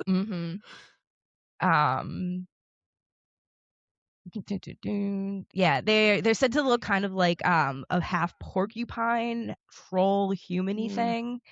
They tend to, like, they can walk upright, but they also kind of, like, they'll, like, creep along on all fours as well. They'll lure you to your death. They launch poison darts at people. Cute. Yeah, they're weird. They're weird little creepy creatures. There's Weird little guys. podcast called Lore that does an episode on the Bridgewater Triangle that talks a bit about puckwudgies. It's one of their early episodes. I haven't listened to that podcast in years, but when I had to work in the office, I used to listen to it all day. I want to learn about the Bridgewater Triangle. There's also an Astonishing Legends episode on it, I believe. I don't know. Astonishing Legends is quite good. I've not heard of that. I don't know about it. Is it a podcast? It's like it's very like logical. Yeah, it's like a very like analytical, like they do a lot of research and they like look into things from like a very like almost like not like a mystical point of view. Like they're almost analyzing it very like rationally, if that makes sense. Like a lot of paranormal stories are like trying to be spooky, and I feel like they're not trying to be spooky almost. But they're talking about paranormal things. Yeah. It's very good. Astonishing Legends is what it's called. Yeah, I'm definitely gonna check that out. And then I think, and that's why we did Bridgewater Triangle as well, I want to say. Yeah, the Bridgewater Triangle. They definitely did puckwudgie. Apparently there's two triangles in New England, because then there's also the Bennington Triangle in Vermont that I did not know about, really. But checks out. I feel like there's a lot of energy. It's fucking weird up here, guys. It's weird. I'm like, it's weird. Yeah. Yeah. I was driving on a site visit, and it was there was still snow on the ground, but it was really warm. It was like 60 degrees out, and it was overcast. And I'm driving on like a woodsy road, and like creepy as hell because it's just like you get all the dead dark trees, but because the snow is melting because the air is warm, there's just like this mist and fog hanging everywhere. And then you just see like spooky. random rock walls and a tiny little cemetery on the side of the road. It's weird up here. Oof. But anyway, speaking of swamps, yeah, spooky things. One Oh, of the yeah, more more the spookies. different fidget. one of the more worldwide swamp spooky things that is known is the Will of the Wisps. I'm sure you've heard of. They're not anything in specific. They're more just kind of these atmospheric ghost lights that you'll see around wetland areas and swamps.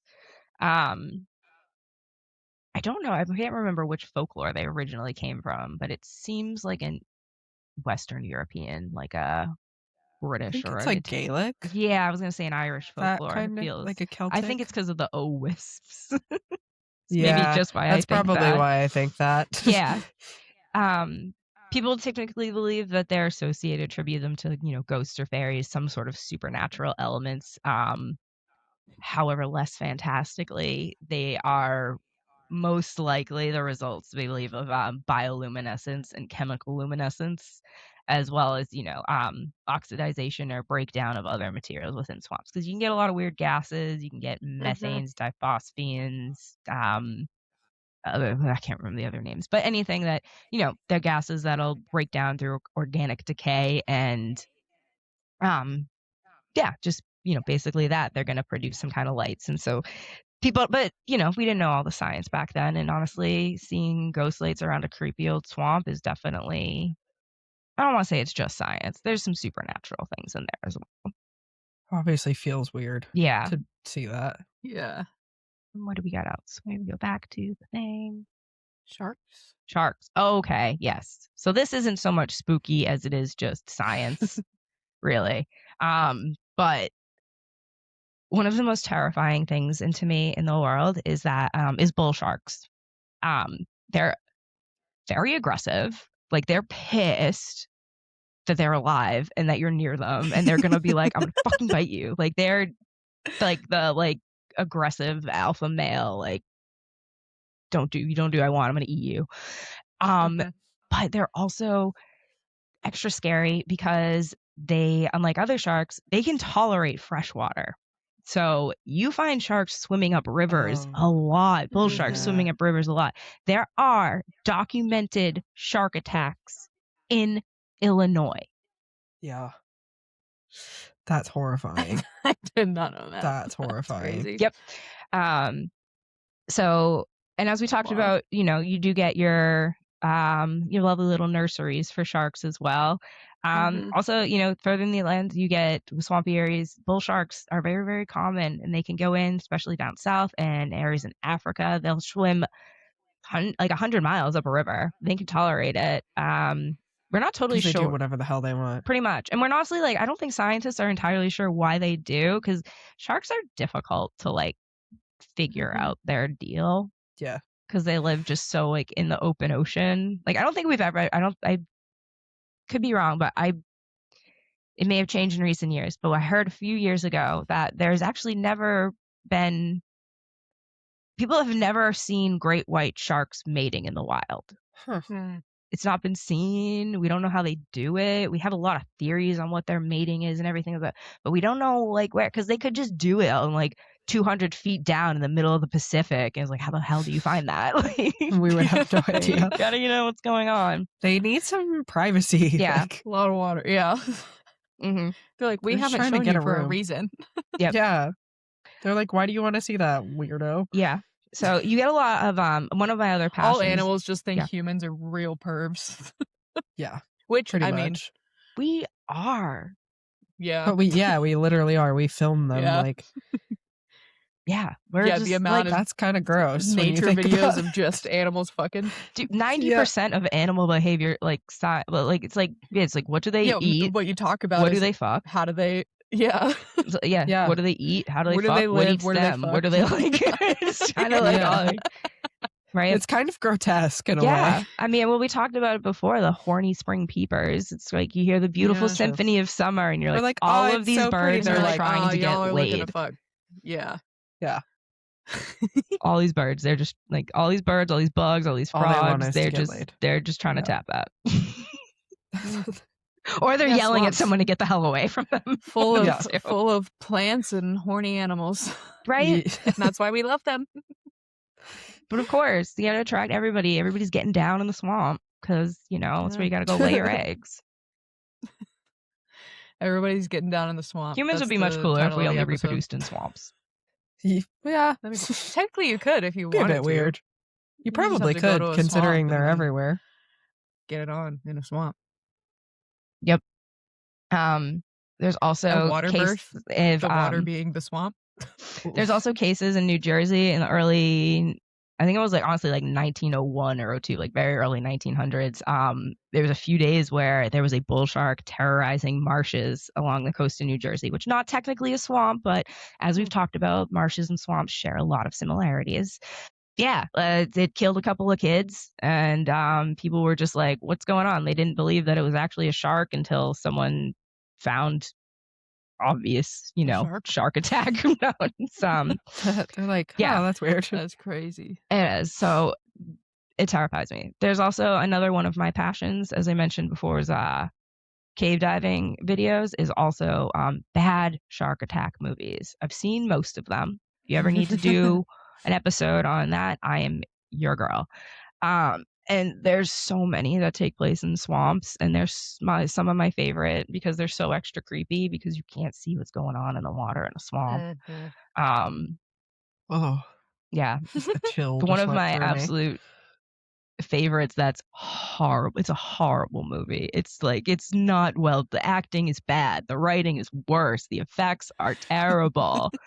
The plot is concerning, but oh my god, it's a stupid joy to watch. It's called Sharkensaw Women's Prison Massacre.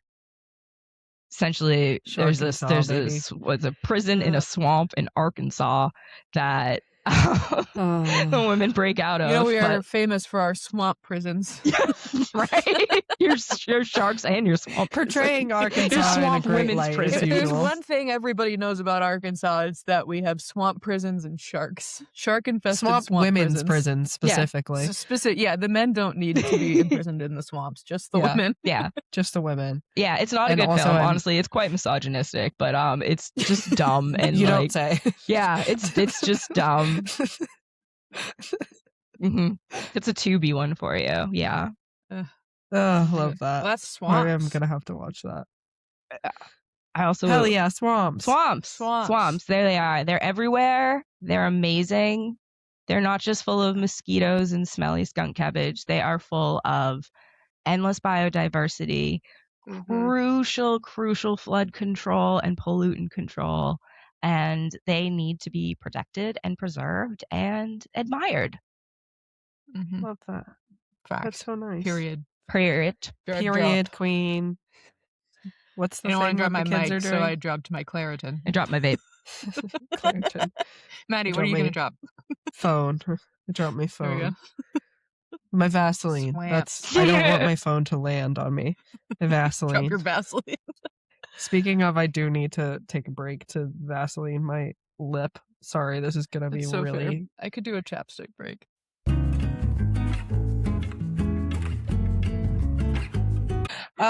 So I was sick, and so I was like, I need something decently easy to talk about, because I just don't think that I'm gonna last long enough to talk about, like, I wanted to be like, hey, let's talk about like the Iranian hostage crisis, and then I was like, oh, I don't think I have the lasting power or endurance for that right now. So, and that's fair.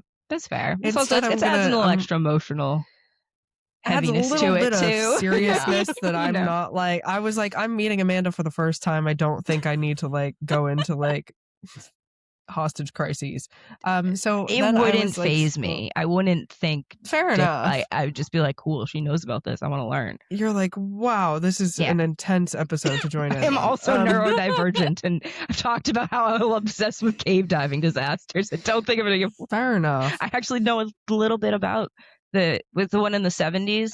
We should do a cave. Yeah, I know about that because of sports. Because Steve Kerr's dad was killed during that, and he's the coach of the Golden State Warriors, and was on the Bills during the Michael Jordan era. I did not know that at all. That Yeah. was crazy. So anyways, all that to say, I decided that I was going to scroll through. Amanda, I used to write history articles when I first moved to Spain because I didn't have a job. That's awesome. So yeah, it was really fun until it wasn't. And then I decided to stop doing it when I got a full-time job. But that was after 70 plus articles that I had already written. So when I'm bored and can't figure out a topic to research, I just go through my articles. And then I take notes, that's bulleted brilliant. notes off of my articles. I love having a backlog. That's awesome. Yeah. I love my backlog. So that's where I got the Iranian thing from at first, because I was like, I've written like 4 articles on the Iranian Revolution.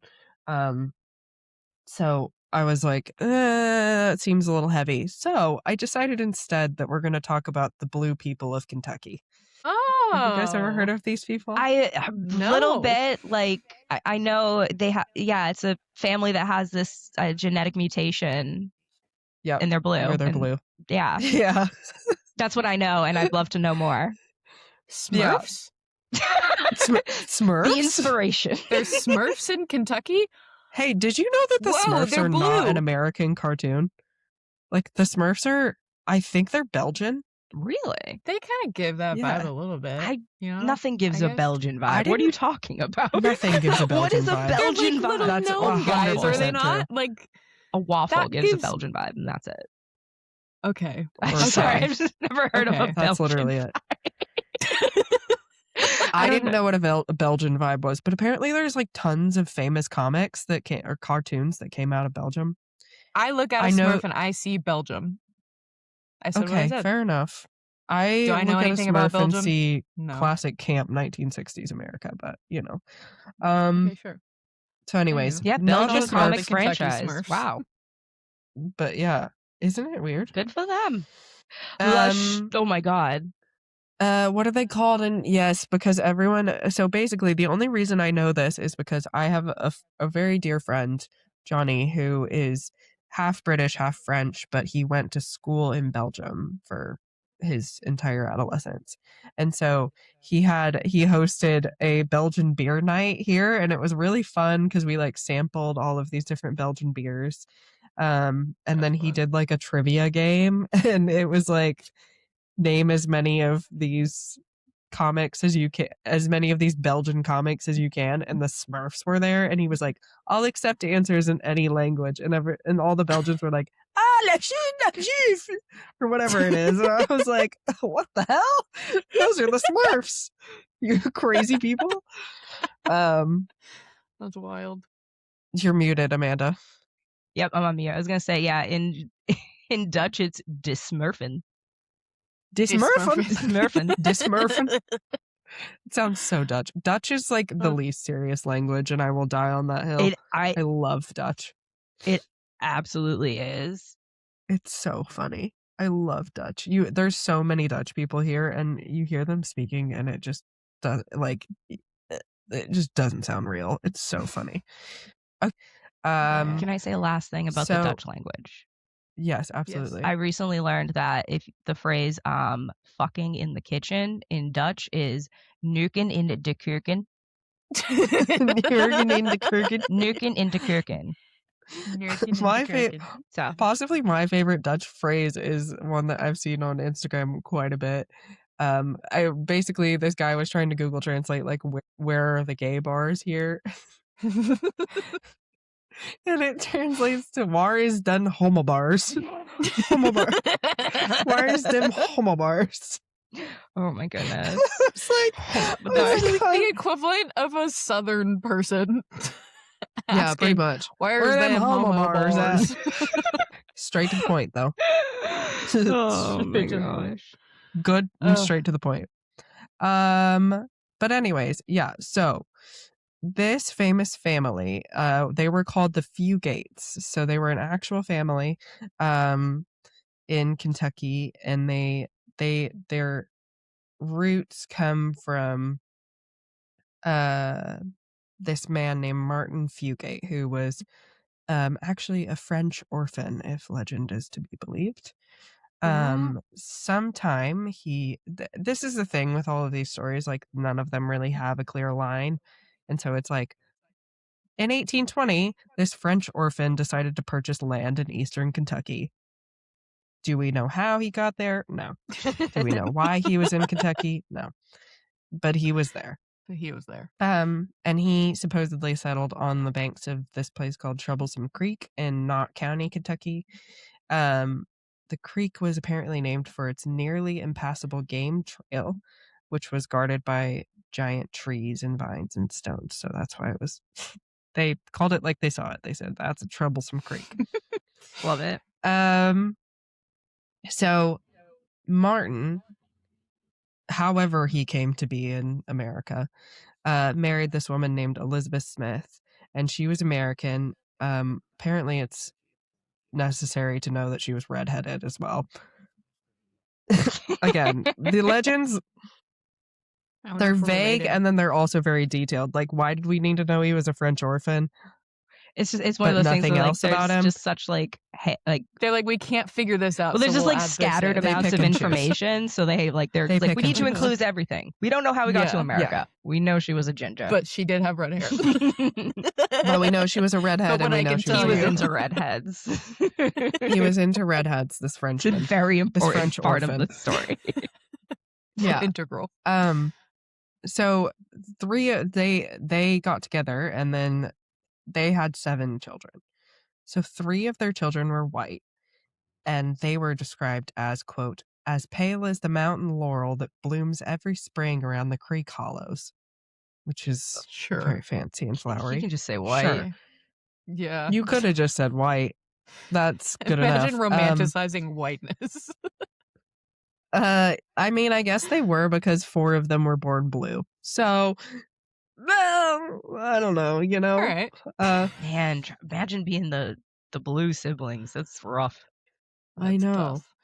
Or would you feel left out if you're not one of the blue siblings? Oh, this was when racism technically was they such are a the majority. big deal. I feel like I'd be like, oh gosh. Yeah. I have a thing on that later, because there's an interesting novel about this.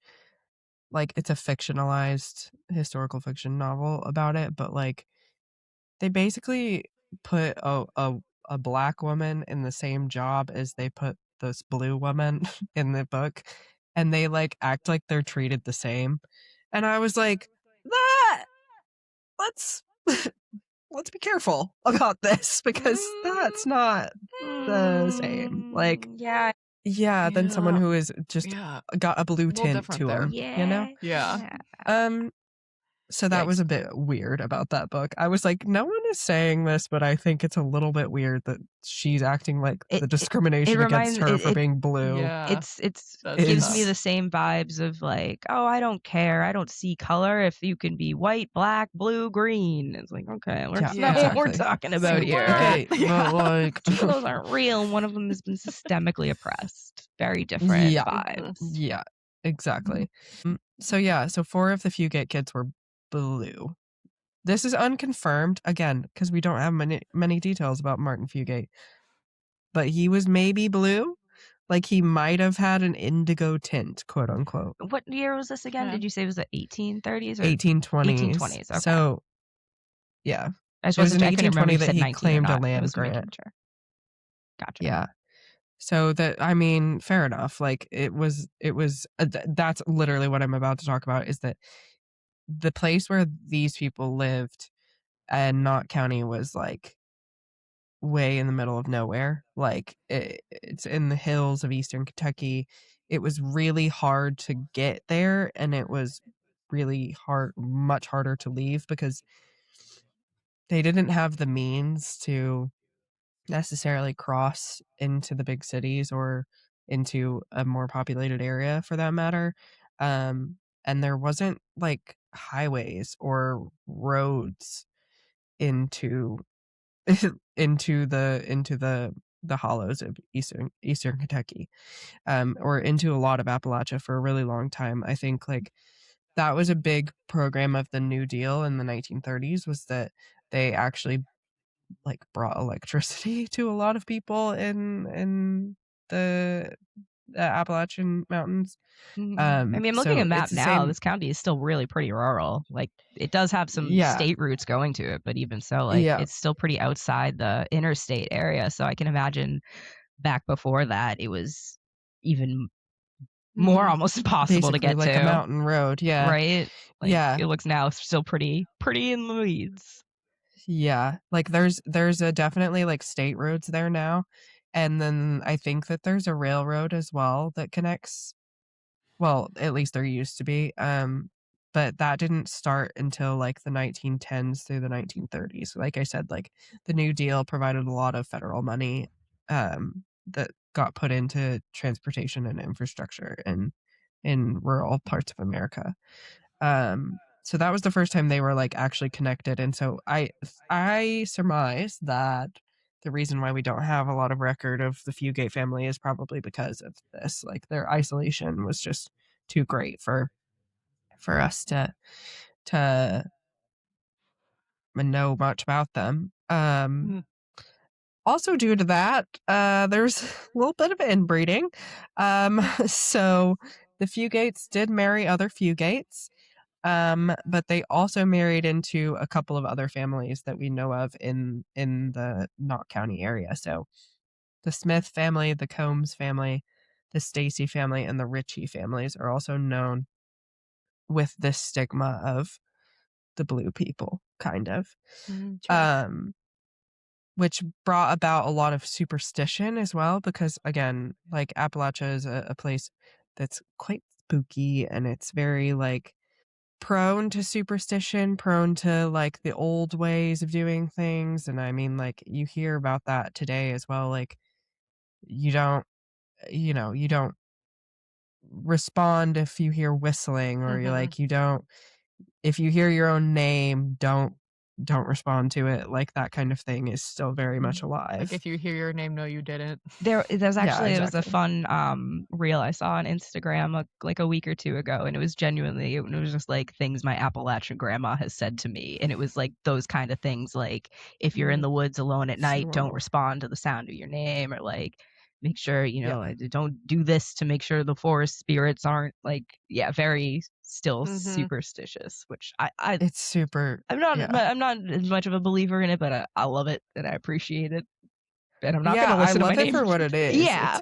It's so like deeply cultural for them, and I think that is like just fascinating. Like I love studying Appalachian culture for that reason. Yes, there's not a ton of culture for white people in America. It's most of what we've taken from other people, and so I do feel like it is a little bit of like a niche of like the people in this area kind of did develop a culture in a way. So it is interesting.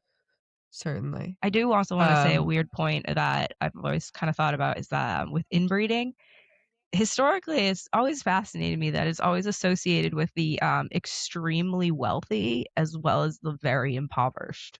Not much of like a middle ground there. It's like your royalties that famously are inbreeding, and then like very poor people in rural counties, like rural places that get your inbreeding. Yeah, because it's like the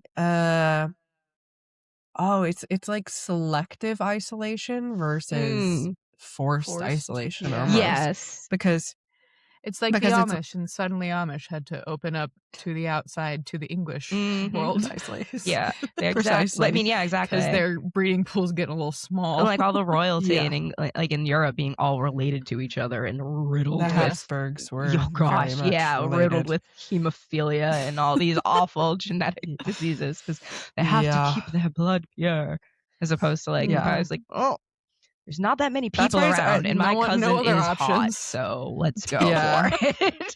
Yeah, exactly. It's like, it's a very good point that like you don't really see it in middle class situations. Yeah, which is it's really like the very the extreme levels of like class system that you see it at. Yeah, which is why maybe it's so taboo, because it comes from such one extreme or another, that kind of thing. Like, anyways, so all that to say that there was a lot of discrimination still against the blue people. Like a lot of hill people really thought that it was like the devil that made them blue, obviously. Um, they were treated very differently by people, and so they just rarely left their hollers. Like that also perpetuated the intermarriage, obviously, because if they're not leaving their houses because people think that they're like cursed, Yeah. who are you gonna mess around with I at mean, the end of the yeah, day, you know? like, yeah, it makes sense. Yeah. Also, locals thought that maybe it was caused by a heart disease, or a lung disease, where they thought that the blood got, quote, too close to the skin. Oh, because they thought blood was blue? Oh, well, because, yeah, I I think mean, so. like, where you see your veins, it's very blue. Yeah, it kind of makes sense. I guess, But yeah, I could see how that could be. but then you would have veins all over. I don't know. Yeah. Whatever. So like that was kind Science of had to start somewhere. and that was kind of pushed to the side because these people were very healthy, actually. Like they tended to live to be like 80 to 90 years old. So it was a little bit of a mystery what was going on with them. But they knew it was being perpetuated by the fact that there just kept being more blue people showing up in those families. So it didn't until the 1960s there was no actual scientific investigation into it. So in 1960, a doctor named Madison Cowan, who was a man, actually, weirdly, Madison the man. He was a hematologist, a Madison, yeah. He was a hematologist at the University of Kentucky, and he began to investigate it. He started to hear rumors of like these Blue Hill folks, and so he was like, "Oh, well, that's interesting," and he like drove out and set up a health clinic in this place called Hazard, Kentucky. Great So place for a health clinic. I know. Hazard Health Clinic. I know. He teamed up with this woman named Ruth Pendergrass, who was a nurse from the American Heart Association. And so they wanted to like sounds like an American Heart Association.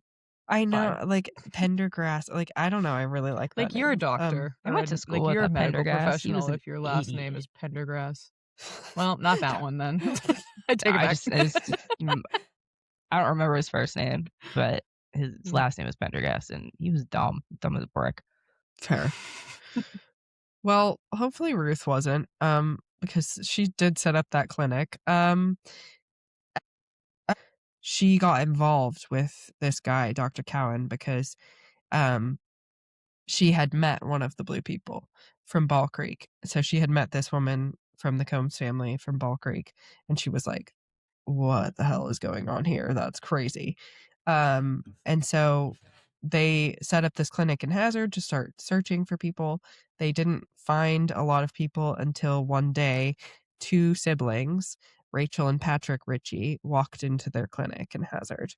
And they were very like shy. Like it's quite sad because like you could tell that they like didn't like being blue, obviously. But it was more than the fact that they were blue. It was because it came to be known as a sign of inbreeding, basically, if you were blue. Because yeah, you know, you're sharing the genes only like this family that's known known to be blue. It's not like there's several blue families and Exactly. So I think like a lot of the embarrassment, like so Dr. Cowan is saying, quote, you could tell how much it bothered them to be blue and quote, they were hunched and leaning to hide their skin. But like I think more than the fact that they were blue, it was like, oh, we're the product of incest, which is obviously embarrassing. Especially in like the 1960s. Like that's a very modern time to be product of inbreeding. Yeah, and have it just be so kind of like on display. Yeah, exactly. Just obvious you can't hide it. Characteristic that you can't hide. Yeah, exactly. So eventually Dr. Cowan came to the conclusion after studying the siblings in Hazard that they had a condition called methemoglobinemia. So It is a rare but toxic form of anemia caused by abnormal hemoglobin. Eventually, they figured this out. So the cause of this is that the people who were blue lacked something called they lacked an enzyme called diapherase, which typically keeps the methemoglobin levels below 1%, but the Fugates had methemoglobin levels of 10 to 20%. So, lots of blue methemoglobin, which overpowered the red hemoglobin and therefore turned their skin blue. And apparently their blood was a quote chocolatey brown. Ew. Which is That's weird as hell. Yeah, that's that's nuts. So eventually they figured out that the reason why this deficiency began was because both Martin and Elizabeth, so the woman that he married who was completely white, carried this recessive gene by chance. So it's super rare, but 150 years ago, they both carried the gene, and so it carried on to their kids and their kids' kids, and so on and so forth, until the blue siblings walked into the clinic in Hazard. Okay, that makes sense. Yeah, because of what I remember from my Punnett square biology is when you have, especially like inbreeding exacerbates recessive traits, because the thing about mixing a gene pool is you get more dominant traits to carry things on, and fortunately a lot of medical like illnesses that are genetic are the mutation form of it and not the dominant form of it, so the recessive form. So having the families and the inbreeding, you're going to get that gene recessive trait showing up way more often. Yep. Punnett squares. Yep. And so Punnett squares. Yeah. So it's interesting because the thing that they used to eventually treat the siblings was called methylene blue. So it's a solution, and it's a sort of quote unquote electron donor to kickstart the color change. I don't know how this works. So I don't know. Whatever. It sounds like it's supposedly it worked. I don't know the science behind it. I just know that that's what they used, and it was called an electron donor. And basically, Dr. Cowan injected Patrick and Rachel with 100 milligrams each at their cabin. And then within minutes, their skin turned pink. Or white, whatever it is. So in order to maintain this, they took methylene blue tablets daily for the rest of their lives. Apparently, it restores the iron to the hemoglobin. Oh, so that's okay. the issue with that is that I guess I've learned. Yeah, the hemoglobin, which is what like your red blood cells and everything, and Yeah. so there's an iron reaction that misfires apparently, and the methyl blue seems to restore that. Of course, that makes sense because it is a form of anemia, which is a lack of iron at the end of the day. So, it's just an anemia that makes you blue, which sucks. Yeah, that's crazy. That's tough. But yeah, so they had to super take anemia. the super, like literally super anemia. So they had to take not many these things that change your color of your skin. The only thing I could think of is I like know. jaundice that makes you yellow, but I like carrots. Yeah, that's true. I learned that in magic school books. If you eat too many carrots, yeah, can turn you orange.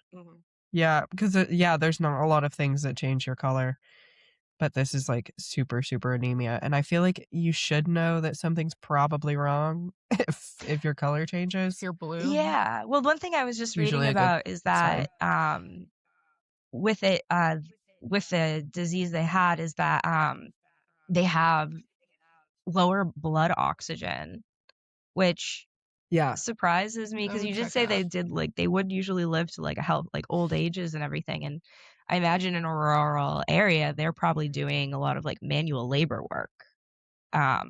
Just because that's the work that's there, farming, logging, things like that. So I think it's pretty interesting. They didn't, or at least also it could just be like a sign of the times. Really, they didn't know that or they just it's had to just adapt to yeah, it, so they like didn't know there was another option. because I consider Yeah. like low blood oxygen is like you lose a lot of energy when you're doing physical activity because Yeah. oxygen's not getting around your body as much. But maybe just back in the day, it was like, well, I have to do the farm chores. They Yeah. gotta Or maybe they just Mhm. maybe they just craved a lot of like what I would think like they maybe craved red meat. Like they ate a lot of red maybe meat or something like Mhm. that, yeah. Like maybe they just ate enough of that to be able to get by. I Right? don't Maybe they know, were but known then as a it's very also like sleepy people and also or something like yeah, that. Mhm. maybe they Like just took a lot of naps. You right? They never just know. lost to time. Yeah. They were always really tired. But Yeah. Oh, healthy, weird. Sleepy They were but ghosts. exhausted. tired. Yeah. But yeah, so this trait started to fade actually in the families because as like I said, as the roads were built in, the railroads were built in, the family began to be able to migrate outside of their traditional circles, which really made the trait fade quite a bit. The last blue person that we know of was this guy in 1975 who was born. His name was Benjamin. His nickname was Benji Stacy. And he was born actually purple at the University of Kentucky Medical Center. Ooh, my Um, favorite color. yeah. So his father, Alva Stacy, was a direct descendant of Martin Fugate, and Alva famously remarked that he was, quote, kin to himself due to the family's history. So It's a very polite Very way of hefty. saying it. Yeah. he was like, how do I describe this? It's a great way to describe it, honestly. Family to myself. Wow, this guy's got the white hair and the beard. Yeah. He is a Smurf. He is a Smurf. Do you think they probably find that offensive? Probably. I won't call them Smurfs. Probably. Sorry. Or they embraced It's a it. slur. No, One of the kidding. two. I wouldn't risk I'm it, just though. kidding. I mean, I Yeah, don't think I that won't call them Smurfs to their faces. there's like one left. I think you're okay. Okay. You don't think they listen to the podcast? Probably not. If I had to guess, I would say no. But All right. so Benji, his great grandma was Luna Fugate, who was actually very well known for her blue skin. But Benji actually eventually faded to be normal. So he's not actually Grew blue. out of it. So you can call him Smurfs all you want. No, I'm just kidding. So it was rumored though that, quote, his lips and fingernails still turned blue when he was angry or cold. So like Well, that could just be maybe he was a hypothermia. little bit blue, but yeah, I was gonna say like I think my fingers kind of turn blue whenever I'm cold. So Yeah. I don't know. So the different this is also different from Katie. The picture that you probably just saw was the guy named Paul Carrison who turned blue Maybe. from ingesting colloidal silver. Oh, might be. Um, What? Yeah. He was like on talk shows and stuff for a while. Okay, then yeah, it probably is that guy. They use Yeah. his picture to talk about the Fugates on Google, which isn't Believe surprising me. because people do that. After having written articles about these people, I have seen so many pictures of that man that I'm like, he's Different not guy. a real blue person. He's not a Fugate. Yeah, And he's a fake. He's blue by choice, technically. He's blue by choice. Yeah. Not by incest. No. there's Not by did nature. any of you ever read or see the movie The Five People You Meet in Heaven? I did do it for summer reading one time. It's a Mitch Albom book, so it's all about death. And basically about this guy that dies, and as he's dying, he meets five people from his past, like from his life as he's dying. Whoa. And yeah, one of them was a blue guy who I think was supposed to, I don't remember very exactly, but I do think he was supposed to have been from that family.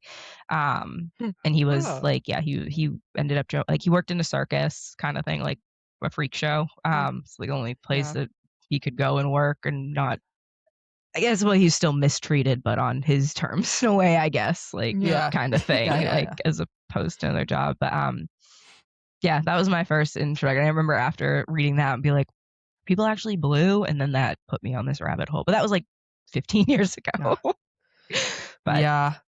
For sure. Yeah. But yeah, so so it has actually popped up quite a bit in popular culture. Speaking of that, like I said, the book that I read is called The Bookwoman of Troublesome Creek. Not one I would recommend really, but that's by the by. And then there's also another book called Blue Skinned Gods by S.J. Sindhu. But yeah, I feel like I had heard of them as well, but maybe like I'm quite into like spooky stuff like that, so maybe that's why I had heard of it. Or I feel like it was an early like I don't know. cracked.com common thing. Yeah, I remember that's where I got yeah, a lot of my that kind of weird thing. first like internet deep dives was from that website. Yeah.